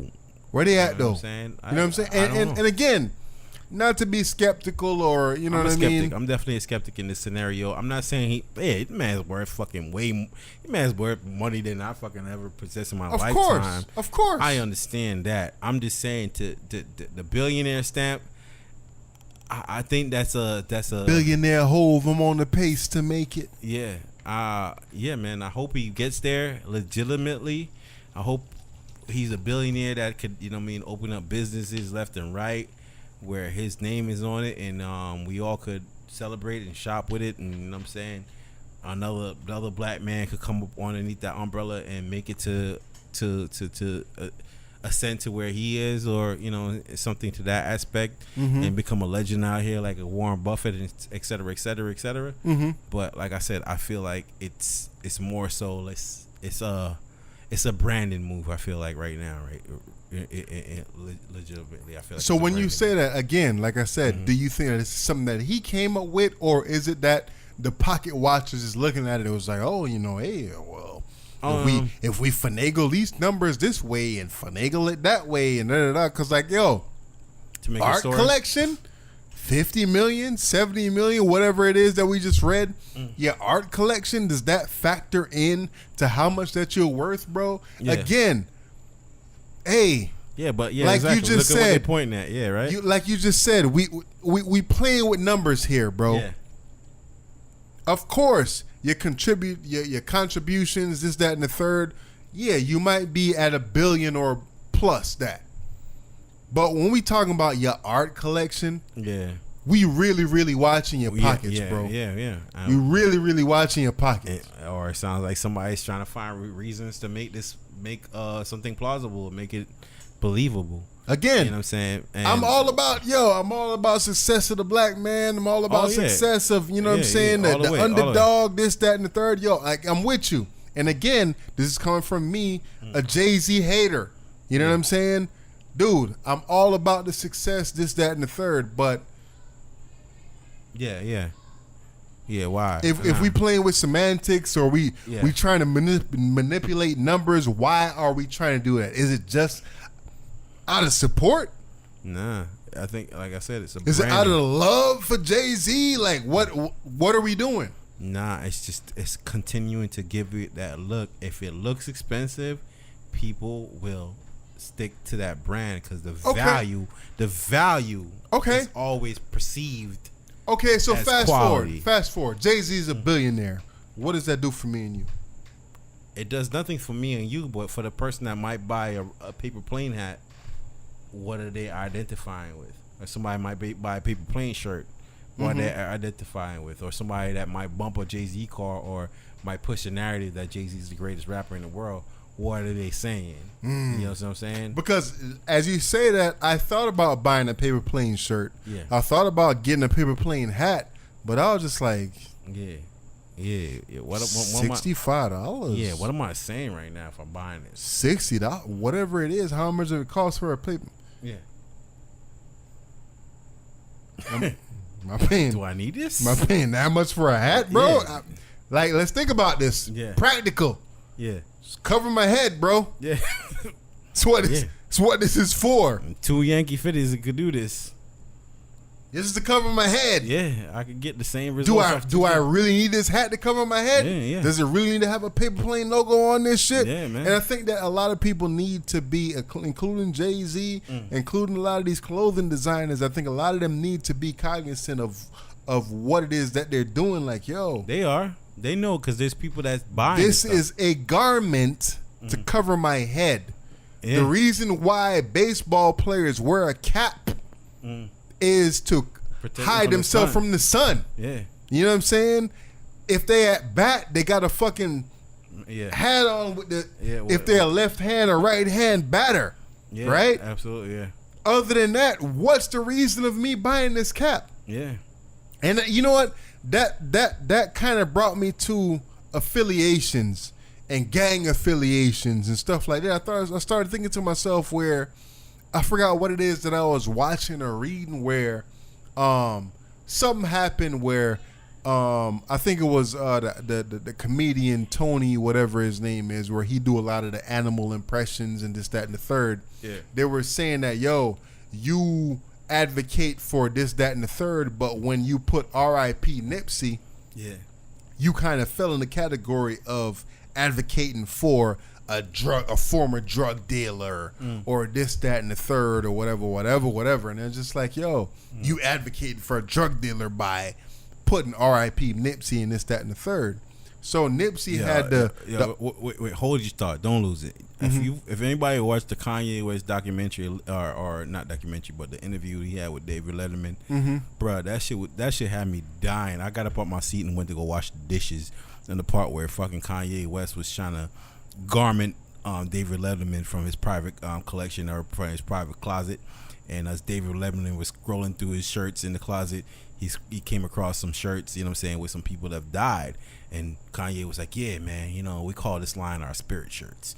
And I'm like, yo, get the fuck out of here. You making R.I.P. shirts, spirit shirts.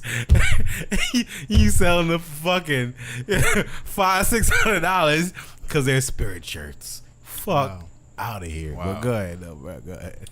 So I'm thinking about it where people was talking about, like I said, the comedian Tony, whatever his name is, the Nipsey Hussle. I guess he had posted R.I.P. Nipsey Hussle, but he wasn't necessarily in agreement with what Nipsey Hussle did as a youngin when he's talking about selling drugs and this, that, and the third, whatever. Yeah, I wasn't advocate for who fucking Trayvon was fucking, but I still fucking celebrate who Trayvon was and what he represents and who because there's a Trayvon in all of us, I feel.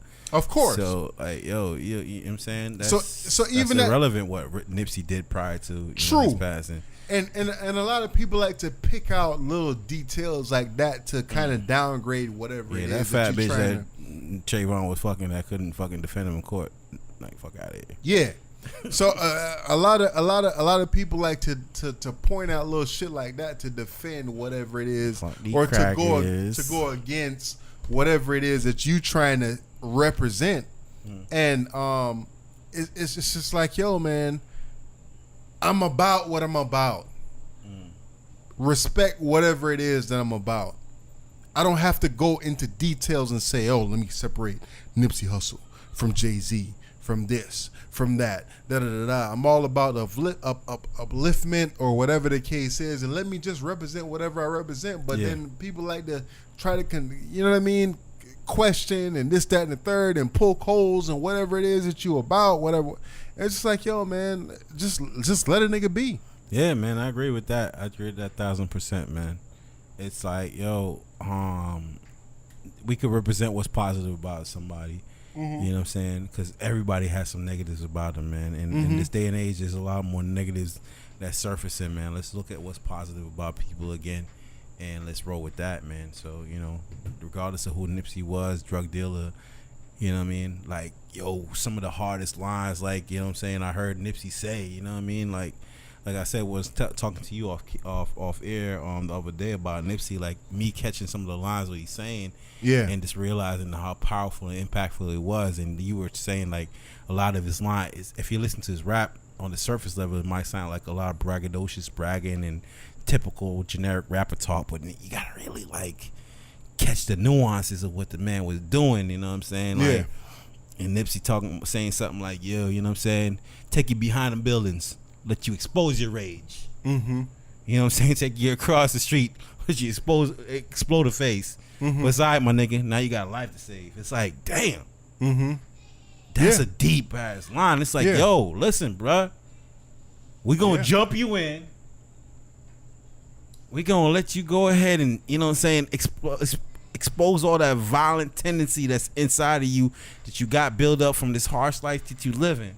You know what I'm saying? Then we gonna let you go ahead and prove that you a cold nigga out here. But now you got another life to save. Now you gotta do something positive out here. You know what I mean? And it's like, yo, something positive could come beyond that, man. You know what I'm saying? Because sometimes and it's hard to catch that if you fucking hating, bro. Yeah, man. Yeah, definitely, man. Definitely, man. So yeah, man, it's positivity out here. You know what I mean? Definitely. But all right, on to the next subject, man. Shout out to Jay-Z if he's really a billionaire. Does nothing for my life, and you know it does. I ain't gonna say, hey, son, listen, you know, Jay-Z, billionaire black man. I don't know if he's the example I want to. Got you. Gotcha. I guess that's my final take on it. Is he the example that you want to fucking tell your son about? No. All right. It's plain and simple. Nah. Yeah, nah. But I respect it though. Yeah. Yeah. Every now and then you come across a little post on Facebook, Instagram, somewhere on the internet, whatever the case is. Yeah, you're gonna have to break this one down. Tell me, man. I really ain't read too much about it. What's the fist bump? Yeah, so this one is DAP. You know what I'm saying? We always talk about as black folks, yo, give me. I mean, dap that up. Dap that up. Dap it up. You know what I'm saying? Whatever. But keep it sanitary. Yeah. I never knew what that DAP. DAP had a fucking acronym or whatever the case is. Okay. So I saw somebody post this shit, and maybe it might be false, it might be true, or whatever. But it says, ever wondering the meaning of the now widely used fifth bump? One origin story is from black soldiers drafted to Vietnam during a racially explosive period. DAP. Dignity and pride, DAP, dignity and pride, handshakes, and soul power fists, a subversive symbol of solidarity and protection. Soul power would substitute for black power fists that were prohibited by the military. Additionally, DAP could be used to communicate critical survival information such as what to expect at the battlefront, or what had transpired during an operation. Eventually, DAP was banned at all levels of the military, and thus many black soldiers were court-martialed, jailed, and even dishonorably discharged as a punishment for dapping. DAP, D-A-P, handshakes became symbols of unity, kinship, and survival among African-American soldiers in Vietnam. Yeah, the Wonder Twins was dapping, my nigga. Wonder Twins activate. I don't fucking know. I don't know if all that is accurate, but hey, listen, if it is, cool. Yeah, there's no way to prove all that. Yeah. That sounds like somebody. Hey, listen, I'm all for that, man. Like, you know what I'm saying? Like, if it's still, you know what I'm saying, reaffirmation in black culture, and you know what I'm saying, love of oneself and believing in one's power, then I'm all for it, man. I'm all for it. So. Yeah, man. Like I said, again, I don't want to sit here and try to disprove and say, yo, this is fake or whatever. I mean, I doubt that somebody would just come out with that just because, and you know what I'm saying, make up all kind of lies or whatever the case is. But it definitely seemed kind of true because if you think about it, during the World War eras or whatever the case is, a lot of the times you read about it consistently about how black folks came home and they rode in the back of caravans or in the back of trucks and this, that, and the third, and they was treated less than everybody else who came home as war heroes and this, that, and the third. You know what I'm saying? It's definitely plausible that this is what it was. That's plausible, man.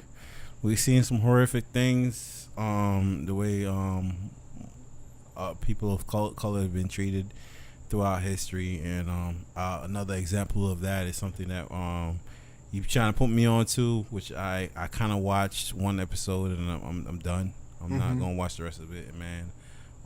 What they see when they see us. Shit. I'm not watching it anymore, bro. Why? Set up what when they see us is. When they see us is about the Central Park 5 Central Park 5, where women was raped and battered and beaten and left in Central Park. They arrested 5 black young men, one Hispanic, where it was all over the news back in 1989, early 90s. A lot of people cast judgment on the situation, being that they were black. Donald Trump being one of them, calling them, you know what I'm saying, and Bill Clinton and Hillary Clinton were famous for calling them, what do they call them, predators, super predators, coining that phrase, super predators, and Donald Trump advocated for these gentlemen to go to jail. Death penalty, bring death penalty back. Yeah, death penalty and all that, and just only to come find out after sending these kids to jail. When were they released? Well, they served between out of the 5 of them, they served between 5 or 6 years in prison, and I think the longest sentence was 13 years in prison. That the dude Corey Wise, he served the longest sentence out of all of them. Yeah.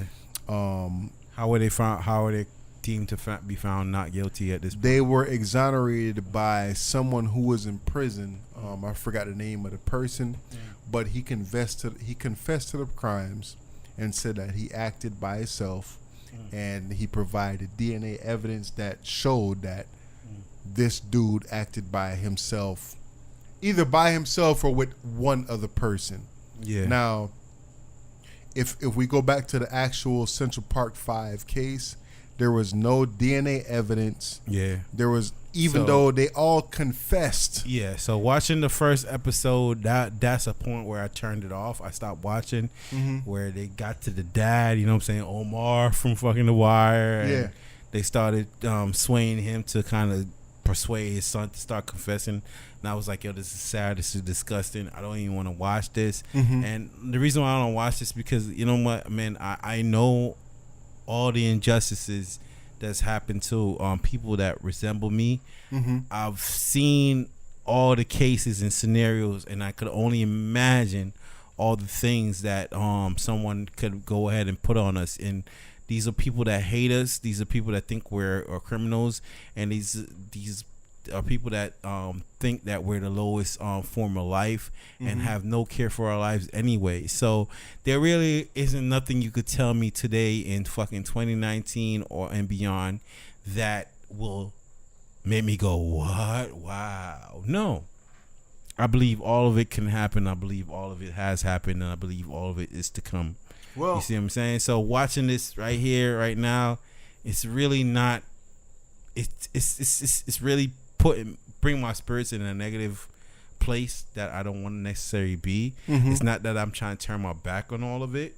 I feel like, you know what I'm saying, I want to preach a positive message, and I want people to learn from things like this. And I feel like others who don't know about this should go ahead and watch it. But like I said, I've seen enough myself personally, and I don't think this is for me. You know what I'm saying? I guess I'm kind of glad that you do have that reaction, and I'm kind of upset that you don't, right? Because I think that when you decide that, one episode is enough, I think that you're separating yourself from the rest of the story that needs to be told or needs to be heard, right? And I think that the story was well told, right? So okay, wait. Let me just say this. I'm watching it, right? And while I could understand how these kids could be turned into victims. Got you. And how innocent lives can be taken or, you know what I'm saying, manipulated into being victims. I also see another part of it where I say, somebody's making this shit up. Somebody's exaggerating on the storytelling. Somebody's really demonizing, you know what I'm saying, the characters in this role. Is this really how it went? I don't know. So I am not interested in the make-believe aspect of it all, is what I'm trying to say. When you say somebody is demonizing, how can you get that from watching the first episode? I get that from watching the protagonist, the white officer that's really, they like, they try and paint this picture of she really needs this case and she really needs to make these kids out to be fucking, you know what I'm saying, victims and be criminals and rapists and all that stuff like that. And she's really saying all this sensationalized words and you know what I'm saying, they're really trying to drive that point home with her. Is what I'm saying. So how do I know this was actually a real representation of who that character was? How do I know? I don't. See what I'm saying? So all of it it's these kids were innocent, but it's really like they're telling you that from the first episode. You feel me? They didn't do it in the. You know what I'm saying? Shout out to Ava Duvernay for doing that. She did a fantastic job at the 13th. And, you know what I'm saying? This one feels good. I like the New York accents. I like the New York actors. But like I said, man, it's cut and dry. No, it ain't. So far, So far, I've seen cut and dry. What I would say, dude, you just gotta watch the episode. I'm not watching a near one more. I know how it turns out, bro. Yes, you do know how it turns out. So but more do I need to watch? There are specifics in the situation that you should see. But you could look up the documentation of all this and get that. That's fine, and I agree with that. Yeah. I agree with that. But at the end of the day, you should look. What I'm saying is, looking up the documentary, or looking up the verbal facts of all this, will give you more context of what actually happened than somebody's interpretation of what happened, because that could make you more angry than the facts of the true. But what I'm saying is that a lot of the dudes, the 5 dudes that was a part, the dudes that this happened to played a part in telling their story and making this situation as visible, as viable, as vibrant as they can for people who, like me and you, who don't really know exactly what happened, right? Mm-hmm. So I think that the way the story was told, it was told in an excellent fashion. It was told in part 1, these are the dudes, this is what happened. This is what led them down to the path of going to prison. Episode 2, this is the trial. Episode 3, this is what happens after these dudes have gotten out of prison, after we have realized that these dudes didn't commit the crime that they're being accused of. Episode 4 is specifically an episode for Corey Wise. Corey Wise is the dude who went down to the police to the police precinct just because his friend had gotten arrested. Yeah. He had nothing at all to do with the situation, but he went down there because his friend had got arrested. Cops beat his ass and said, "Yo, if you don't say what we want to say, what we want you to say, you ain't gonna go home to your family." So the premise of the entire 5... So I would say watch episode 1, skip everything else, and go to those 2 episodes. No, you can't do that. And that's the wrong idea to have when you watching the series like this, because this dude and the thought in everybody's head at this time, and it makes you really, really think about a criminal justice situation, is that these dudes 16 and younger all thought that, yo, let me just tell the cops, this the basis of it, let me just tell the cops what they want to hear and I can go home. I want to go home. I really, really want to go home. I didn't have nothing to do with the situation, but let me just tell these cops what they want to hear and they're going to let me go home. And it turned out to be the complete opposite. And even till this day, the woman that's involved that had gotten raped or whatever, she has no recollection of the situation, but yet she still kind of believes that these 5 kids were involved. There's no DNA evidence. There's no physical evidence. All of them provided different accounts of the situation. They all provided different locations for wherever this rape supposedly happened. It's like it's so many inconsistencies. It's so many reasons to find out that, yo, this is just a wrong fucking situation, bro. And what the movie does is that it tells the story and it highlights that. And then episode 4 out of the 4 episodes, dude, it's like such a fucking eye-opener where it's just like, yo, man, think about it. This kid he has confessed to a rape that he didn't commit, or he confessed to implicating so-called friends that he don't even know. They didn't even know each other, bro. I guess he confessed to this. Hold on. He confessed to this, He went to prison for the most time out of anybody else that was supposedly involved with this situation. Yeah. And he endured the most fucking torture. This nigga, they didn't say it in the miniseries, but he got raped. He almost got killed. He got brutalized. He got sent to adult prison at the age of 16. It just highlights all those things. Reason why I don't see the criminal justice situation is fucked up. Generation is different. Why is this generation is different? Why? They're different, bro. They're a lot more defiant. They're a lot more educated, and they're a lot more aware of who themselves are, and they're a lot more selfish than to go down. Are they a lot more educated, though, Killer? Yes, there are a lot more. They are not. They are not, because these situations is still happening till this day, bro. It's people that's out there that's still confessing to shit that they did not do. These dudes did not commit the rape that they did do. Where'd you see that? Where'd you see that? What do you have saying that? It's, dude, if you watch Dateline on a weekend basis. Yeah. Whenever you free on a weekend, watch Dateline. And there's occurred in up-to-date scenarios where they're saying that people are confessing to crimes that they haven't committed. Yes. Because they are, saying is it black people solely, or it's not black people solely. Mm-hmm. It's not black people solely, but they are coerced or forced into or beaten into, the situation with this specifically. None of the stories corroborated each other. There was all 5 different situations going on here. That, and I gathered that. What I'm saying is, hey, folks, go watch the film. Yes. Don't listen to me.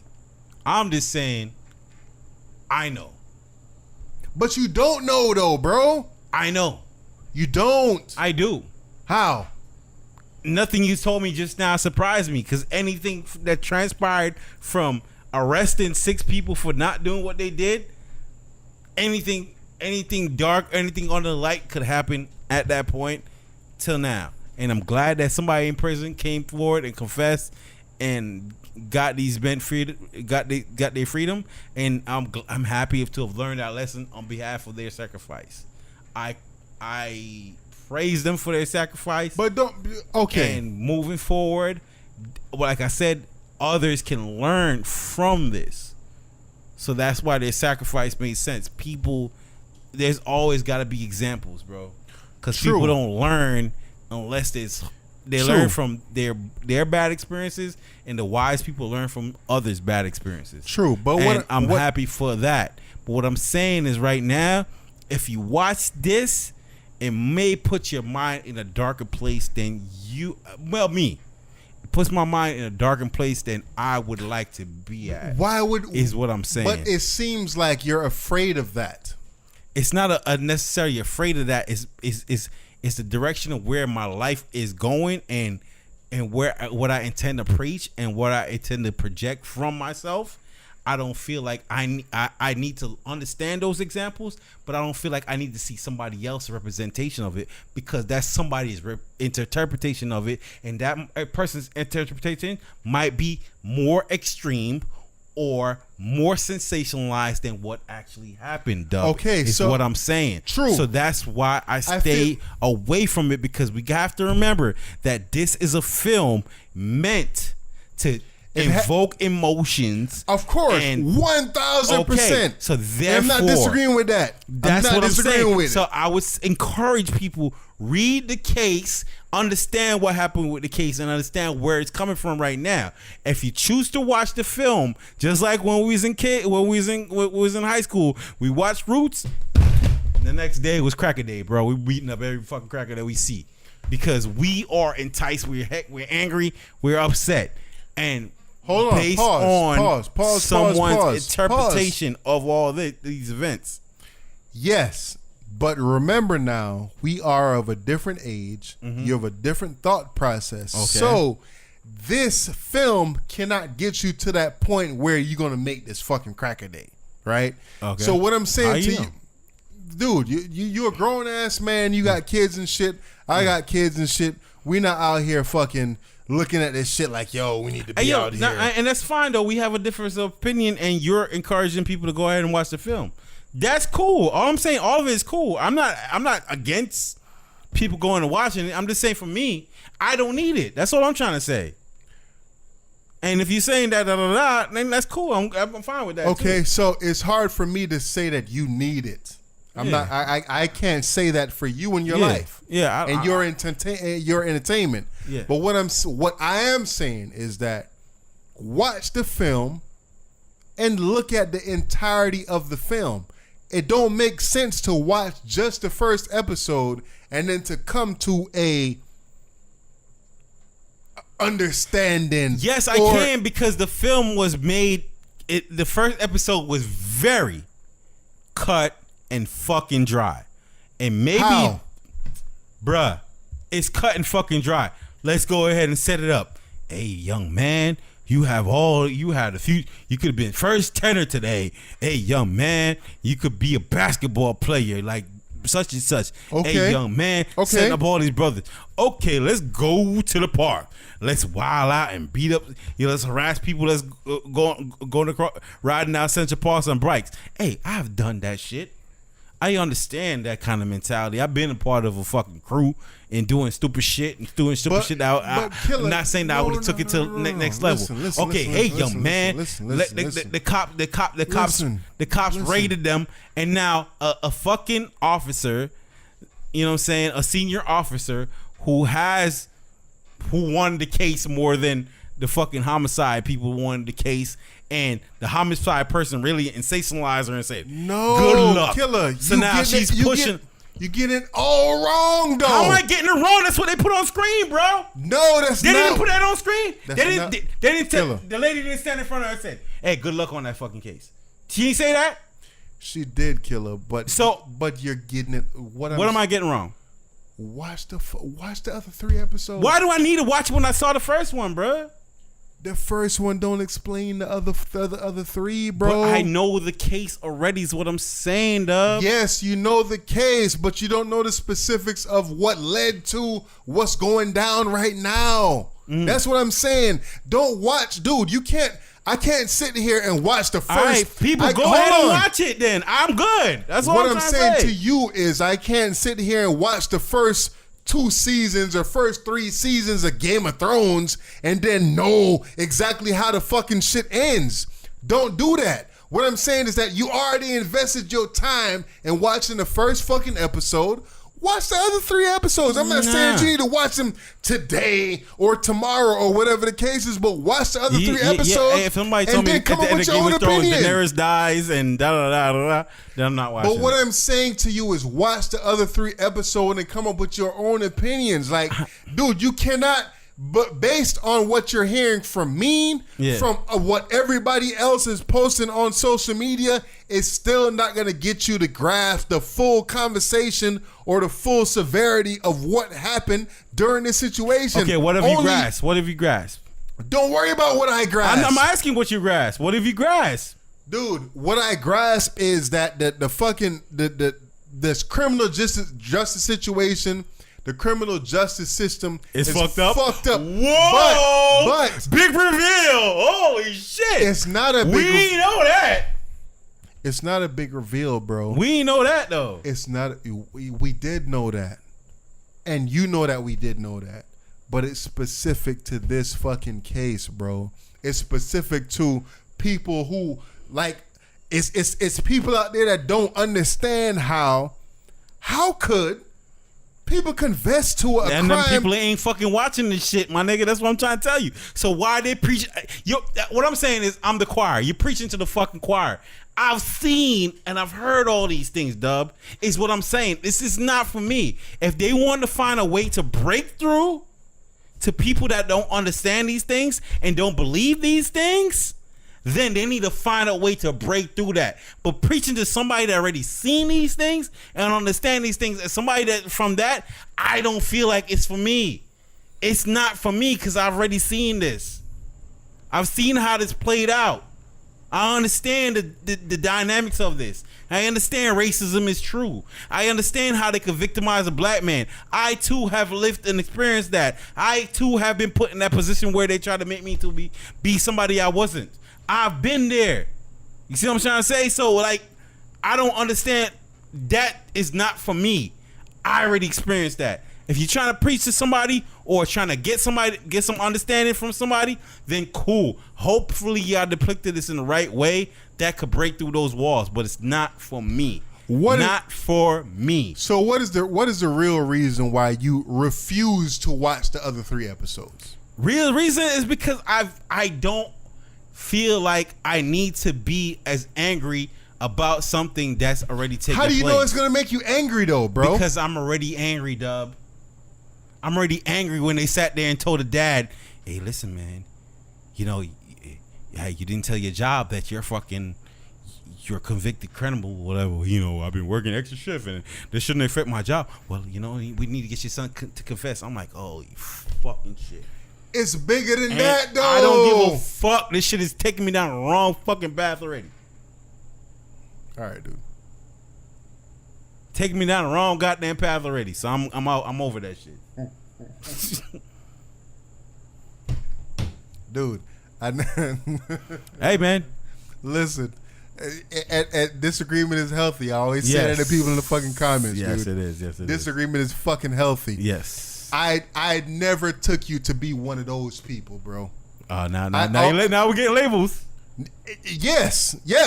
I always took you as being one of those people like, yo, let me see for myself. Let me come up with my own opinions. Let me see like, everybody else feels like this. Everybody else is upset. Everybody else is looking at this way, but you are a unique fucking mind. That's the reason why we on this fucking podcast together. Yeah. So I'm looking at you as a unique fucking mind to look at it in your unique fucking perspective. So if you're gonna look at episode 1 and then make a conclusion out of episode 2, 3, and 4, you're not looking at this shit as your unique fucking perspective, bro. You're not. Okay. You're looking at it like, yo, Dub, what did you get from it? What I got from it is totally different from what you would get from it. Yes, you know the story. I know the story. We all know that they was wrongly convicted. We all know that DNA evidence exonerated them, this, that, and the third. But there's more to be told than just that, bro. That's all I'm trying to say. And I'm trying to say that for people, go ahead and watch it. But I'm trying to say as yo fucking partner on this goddamn podcast, watch the fucking full shit, bro. So that we can talk about it and we can say, yo, this, that, and the third, and I still love you, my nigga, regardless. Fuck out of here, nigga. Fuck you, nigga. Yeah, and I love you, nigga. Fuck ass. I can't stand old pussy ass killer. Fuck ass killer. Hey, all that, nigga. All of that. Hey, I'm laughing but I'm pissed, bro. I know. I'm pissed, bro. Dude, I'm so high. I know you are. I definitely know you are. I'm stubborn as hell when I'm ready, bro. I know. I still love you though, bro. It's all good. For real. I love you too, bro. It's all good. Disagreements are healthy, people. Motherfucker, like I thought this nigga watched this motherfucking shit. Nigga say he watched episode 1 and was like, fuck I was like, this. Fuck this shit, dog. I felt like that after episode 1 too. Yes, and I'm like, fuck this. If this is what they're putting on the table for me, I'm like, fuck this. It's not film bad. It's not, but it's provoking me heavily. It's provoking everything in me. And in my personal life right now, I don't need to be that provoked. Is what I'm trying to say. I don't need to be that provoked, bro. I'm begging you, please. I don't need to be that provoked. On your own time. On your own time. All right. Just watch the other 3 episodes. I'm begging you, dude. Please. Is it provoking this episode 1? Oh, it gets worse. Okay, I'm out. It gets worse. To be 100% honest, listen. It gets worse. Listen. It gets worse. Okay. To those that have watched this shit, episode 4 is the most provoking out of any episode, and I'm gonna tell you the reason why. Episode 4 tells you what a 16-year-old child went through unnecessarily because of narratives, because of what preconceived notions and this, that, and the third. Listen, I told y'all before, I have a brother that's in prison right now that's serving life. If episode 4 don't invoke you to shed one fucking tear, half a fucking tear, you have no fucking heart. And I draw tears in the 13th, bro. You have and what I'm saying is what I'm saying to you is that episode 4 of this, Corey Wise, right? Again, episode 1 was we show him went down there and said, all right, I'll just go. And the officer was like, yeah, man, good man. You're a really good friend. Episode 2 was the trial. Episode 3 was after they started getting out of prison and what life is like after prison and whatever for being charged with this kind of crime. Episode 4 was specific to Corey Wise and him spending 13, almost 14 years in prison for a crime that he didn't commit, dude. And like I said, episode 4 was one of them episodes that was so well written. It was so well executed where it's just like, yo, there's no way on earth anybody could watch this shit, dude, and not feel empathy like, yo, this dude did all of this shit for what? For what? One bad decision. And dude, literally, that should be the title of episode number 4. One bad decision. And if you watch it, you'll get that from it, dude. One fucking bad decision. And that was all that was going through his mind in that entire episode 4, dude. And dude, it's fucking heartbreaking, man. And I don't know if it's a situation where anybody will watch this shit and they'll change their lives or whatever the case is. But dude, it's well written. Has it changed yours?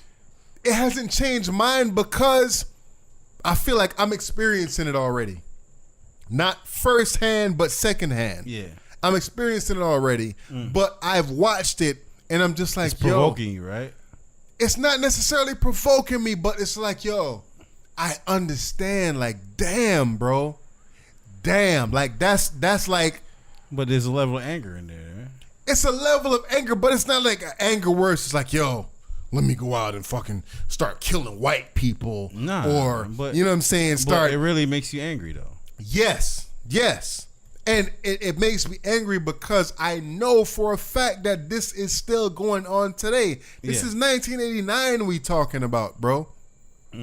That's the problem with it. It's 1989.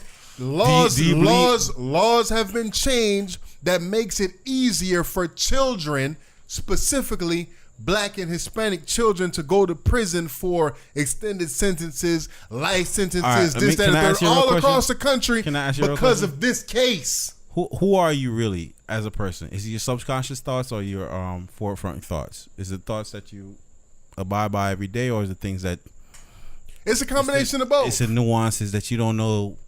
Why am I provoked in this scenario? It's a combination of both. Why does this aggravate me? It's a combination of both. What does when my wife say these things, or when my wife does these things? Why does it push me to why my kids do this? Why does it aggravate? Why does it irritate me so much? It's a combination of both. It's a combination of both. Yes. Well, I want to get to the place where I fully understand the combination. You feel what I'm saying? Sometimes I want to know what my suppressed anger is, and I want to know what my conscious anger is. You feel me? And I feel like things like this really fucking seeps into the back of my unconscious, you know what I'm saying, self, and it comes out, and maybe I didn't know why, and I really want to know why, and I want to have a better understanding why I do the things I do, and I want to have fully control of what I do, and I don't want to lose that control. So what I'm saying is, like, I don't feed that monster with things like this, because I feel like this. I don't. These things feed that monster. Not saying. I understand these are thought provoking things that all people should understand. But what I'm saying is, throughout my walks of life, I've seen these things. You see what I'm saying? Mm-hmm. And to revisit it, it's not necessarily for me because I've seen these things. I've seen some of it firsthand, not to that extreme. I don't see how it affects a person's life, but I could imagine though. You see what I'm saying? So I don't need to really see these things firsthand. Again, I think that watching this series of films, because again, it's 4 episodes, it's an hour plus long, and it's each. an interpretation meant to incite and provoke emotions. And I don't disagree with that at all. But me looking at you specifically, being your friend, yeah. I know that you're able to look at it in different aspects. Yeah, I know that you're able to look at it and say, you know what, I know what the emotion that this is trying to invoke in me, but I can look at this way. Yeah. And think of it a certain way. Yeah. Or whatever the case is. There are certain people that look at this shit and they probably want to do crazy shit. Yeah. Because they watch this fucking film. I don't see that in you. Nah. And I'm not saying that's in me to do crazy shit. What I'm saying is there's a level of bitterness and disdain that comes out. Let me keep it real with you. My girl's white. Sometimes I try to fuck out of her. I'm like, yo, you on that cracker shit today? Yeah, I get you. You know what I'm saying? Yeah. And you on that shit, and I would try it to her fucking face. I was like, oh, this is representation of that, because I seen where that leads, and I feel like this is what's facing me. Is it? I don't know. Sometimes it is though. Sometimes it is, and you know what? Sometimes it ain't. You know what? That's one of them situations where you could look at being in an interracial relationship, and you could try to understand certain things, and you could understand and that's how what I'm trying to be and at. why certain people think a certain way. But what I'm trying to say is, I would better gather that information from a documentary where I could hear that lady, that person that represented that officer there, say her perspective, than to watch a black director's interpretation of a white person and sensationalizing her role in all this, is what I'm trying to say. So seeing that, I'm already provoked to the extreme because I don't see any kind of level of humanity in this person. And she's being this and she's being that, and they make it seem like she's just trying to get ahead in life. And I don't know if that's what it is. But what I'm saying is episode 1, that's what they showed me. True. With that being said, I was glued to the TV for 4 hours plus straight. All right. I watched this shit straight, right? Afterwards, I went on YouTube. I seen interviews. I've seen the confession tapes, so to say, of specifically Corey Wise. I looked at it and I compared to what I saw in the movie. Spot on, dude. Like, initially watching the movie, I was impressed by the actor that played Corey Wise in this movie. I was just like, yo, damn, this dude was spot on in this shit. And if you watch the confession tape, the alleged confession tape, you'd feel the same way. All right. If you watch, all right. If you read the articles, you listen to the interviews. All right, because I love you, bro. I'm gonna go ahead and give it a. Give it a try, watch, bro. Give it a try. Give it a watch. I'll go ahead and finish it out, bro. Yeah, give it a try. That's all I'm saying. Just give it a try. I'll give it a watch, bro. But like I said, if you watch the confession tapes, and what I'm saying is that when you watch this shit, it kind of leads you down a rabbit hole. And then you say to yourself, like, yo, let me check out what's going on. Let me see what people are saying about this shit, whatever. And I came across somebody saying that, yo, the chick that is the person that had gotten raped in the situation, she has no recollection of the situation, but yet she still kind of feels that these 5 kids was involved. Yeah. Yeah, because I honestly asked myself a question, right? Removing myself. Okay, put yourself in 1989. The news come on. Oh, 5 kids raped. 5 black kids raped. young white lady in Central Park. These kids were known to have beat up fucking innocent bystanders. And you know what I mean, attack people that's just riding by on their bikes. And this is their ritual, and they just go through the park, and they, according to their claims, they're just out there wilding. Would I really say that they're innocent? Would I? I'm not saying. I'm just saying. Would I really? What I'm saying is that thought process. Yeah. This movie would give you a different perspective on that. I understand what I'm saying. Would that change my thought process of today? Yeah. I know today, like, don't think of things as the media presents it or whatever. In 1989, look at it different. But in 1989 is what I'm saying. If you would have watched or read in 1989, you would have believed that whatever the media said, because you in your mind, me in my mind in that time is thinking that the media is honest. Yeah. The media is looking for the truth in all of this. But you realize that, the media wasn't necessarily looking for the truth. They're looking for fucking viewership. They're looking for readership. To this day, it's present. To this day. To this day, it's present. Yeah, and we know that. You know what I'm saying? So, yeah, to this day. And all right, I'm gonna watch it because watch it, bro. You're encouraging me to watch it, so I'm gonna go ahead and watch it. Watch it, bro. I know I'm gonna have to, you know what I'm saying, get my family at the house and put myself in a different state of mind. Just ain't that serious. Sit down and watch this, you know what I'm saying, by myself or whatever, and you know what I mean? Yeah.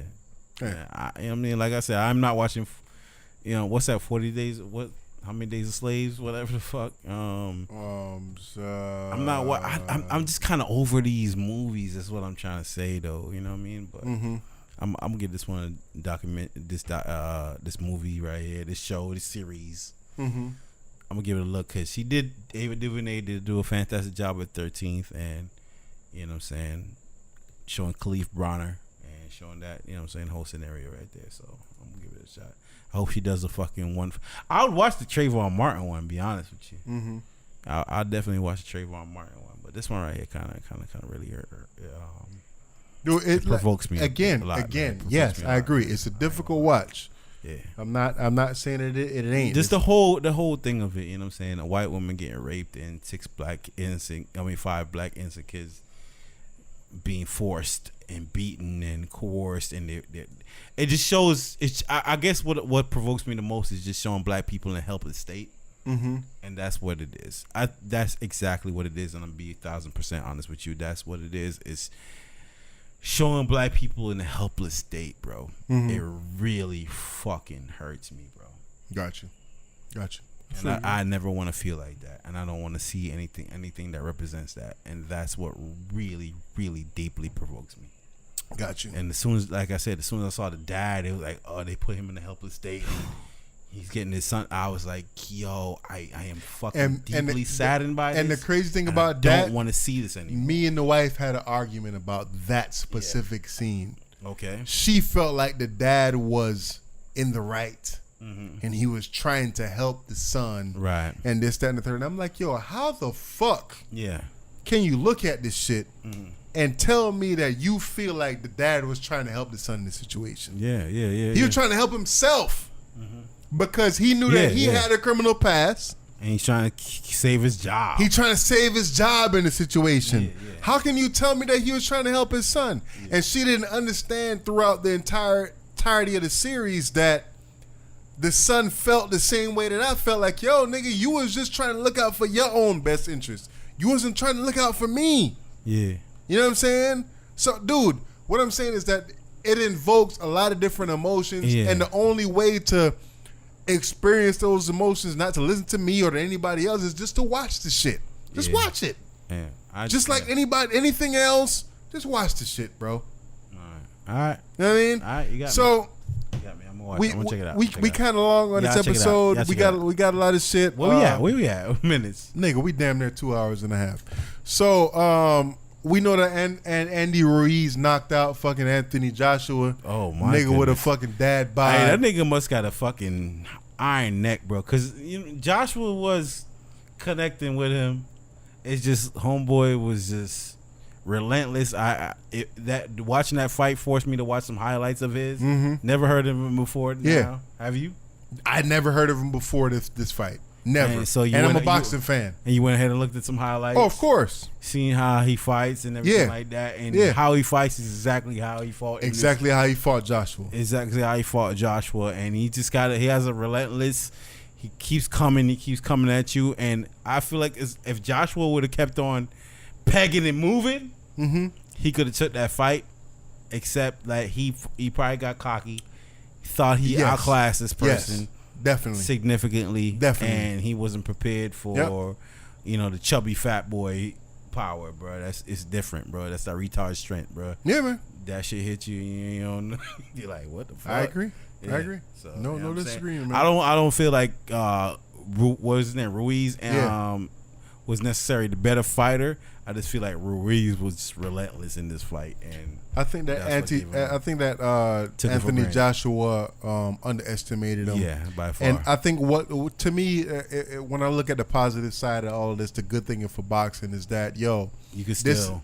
This is bringing eyes or light to the situation from people who would never look at boxing, and you know what I'm saying? Yeah, and it still brings that element of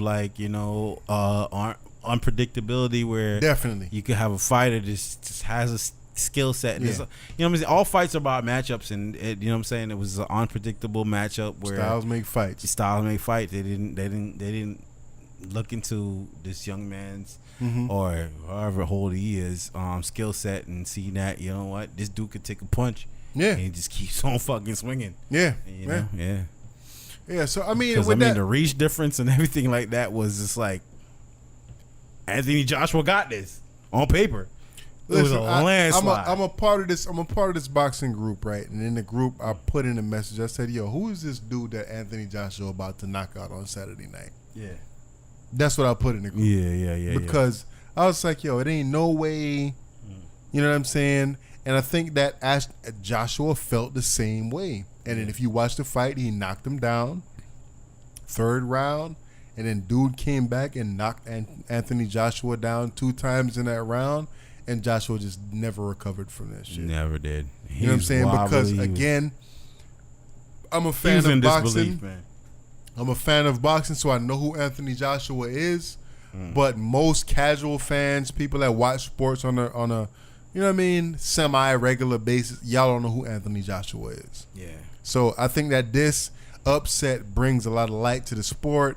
As much as I hated to see it, it does bring light to the sport. So, I mean, I support it, man. Yeah. And I think that when the rematch comes, Anthony Joshua is going to knock this dude out easily after he prepares for him. But, it is what it is, man. Yeah. So, keeping with what we've been doing with the last couple of episodes, man, I'm going to play one of my old joints, and I'm going to play his joint called The Freshness. Okay. It's featuring me and the homie Trav Williams. I think it's you heard him on the last joint. Yeah. I think it's a dope. That beat was tight. Is that original? Yes. Can I get on that? Can you send me a fucking 16 on that joint right there? That shit was hard, right? That shit is hard, nigga. That beat was hard. That was this classic hip hop fucking hard. This piano fucking. Yeah, that shit was hard, man. Send me 16 for that, man. I'm trying to jump on it, man. For sure, man. Yeah. So, I mean, in light of all of this, man, the boy Killer been inspiring me to write some rhymes, inspiring me to get back in the booth and do some shit or whatever. Bro, like, I'm not saying that because you're my mans, but people, please, this man is talented. There's no joke. There's no exaggeration. There's no bias about it. Dub is talented on the mic, man. Like, I appreciate that, man. Talented on the mic. I feel as though my dog Dub is better than fucking 90%, and I'm not just saying that again. 90% of the people that's out there. Of course, popularity and everything like that is the same thing that's hindering us as a podcast from ascending. And it's the same thing that's hindering my dog Dubs to ascending. But if you did it in comparison to 90% of the rappers out there, compare his bars, rhyme schemes, and context and everything like that, you'll find that he's superior to 90% of the rappers out there. So I definitely feel like it's quality music and it's worth to listen to, man. So check it out. Hey, man, I appreciate it, man. No so pressure, again, man. like I said, my boy Killer been inspiring me to put some music out there, and this is what it is, man. Y'all check out this track. It's called The Freshness. It's featuring the boy Trav Williams again for the second week in a row. Trav. And his voice is annoying, but he got bars. Yeah. So peep it out, man, and subscribe. Hey, encourage everybody to subscribe. Blah blah blah blah. Y'all know. You know all that. Yeah, man. Yeah. So get a second account. Sign up. Yeah, peep this joint. You know what it is, man.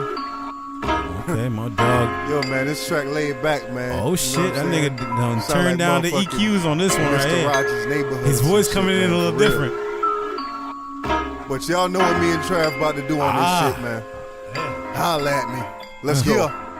I got the cotton mouth flow, homie, I'm so thirsty. And I've been this way since my mom birthed me. Ain't no use in changing this arrangement. We on the same page when the people start saying, on the mic, P-double ain't playing. A living earthquake, all tracks get caved in.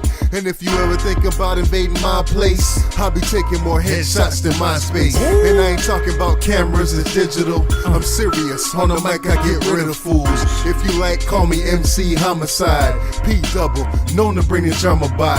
Every time a nigga open up his mouth, it's dope shit surrounded by some South shit. Broward County stand up, you told niggas. P and Trav play their cards right, so fold niggas. B-Nard, you got a card cause I'm fresh out. How many times I gotta say that we the best out? God MCs, get on the mic and bless it. We on the track kicking nothing but the freshness. B-Nard, you got a card cause I'm fresh out. How many times I gotta say that we the best out? God MCs, get on the mic and bless it. We on the track kicking nothing but the freshness. We the beat wranglers, eat up your little street banger. I do the beat like I don't need fingers.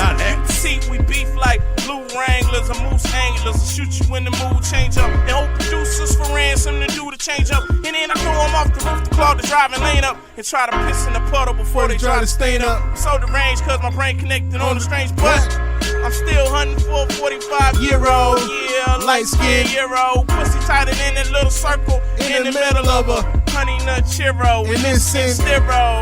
Cause this Impero ain't going out like Darth Vader and them folks. Cause I'm dope, and they dope, and they my fault. Yeah. B-Nard, you got a car cause I'm fresh out. How many times I gotta say that we the best this out? This shit feel classic, man. Get on the mic and bless it. We on the track this kicking nothing but the freshness. B-Nard, you got a car cause I'm fresh out. How many times I gotta say that we the best out? God MCs, get on the mic and bless it. We on the track kicking nothing but the freshness. This shit was made in a bedroom for sure. 1000%. Shit dope though, man. Hey, man. You got Trav on that one, bro. Definitely got him. Good looks, man. Hey, man. Is that an original beat right there? Yeah. Really? Yeah. Who the fuck was making these beats? Hey, man, we had a lot of fucking producers on the squad, man. Niggas was doing their thing, man. Yeah, man, definitely. Yeah, man. give me. You got the last one that y'all did? Yeah. Give me 16 on that. I'll kill it. I'm gonna kill both of y'all. I'm gonna kill both of y'all. Hey, man, Bootleg Cable Podcast. And if you can't spell that, something wrong with your ass. Yes, bootleg. Ain't nothing fake about it. Hey, man, hopefully y'all are emotionally connected to this one right here. We had definitely some in-depth debates. Yeah. We had definitely some difference in fucking perspective. As all human beings have. And this is healthy, folks. Definitely. Don't pick a side. Just pick your side. Definitely. Peace.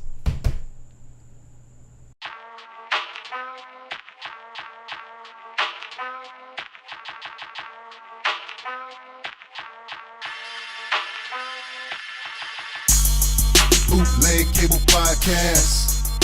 Flavor in your ear.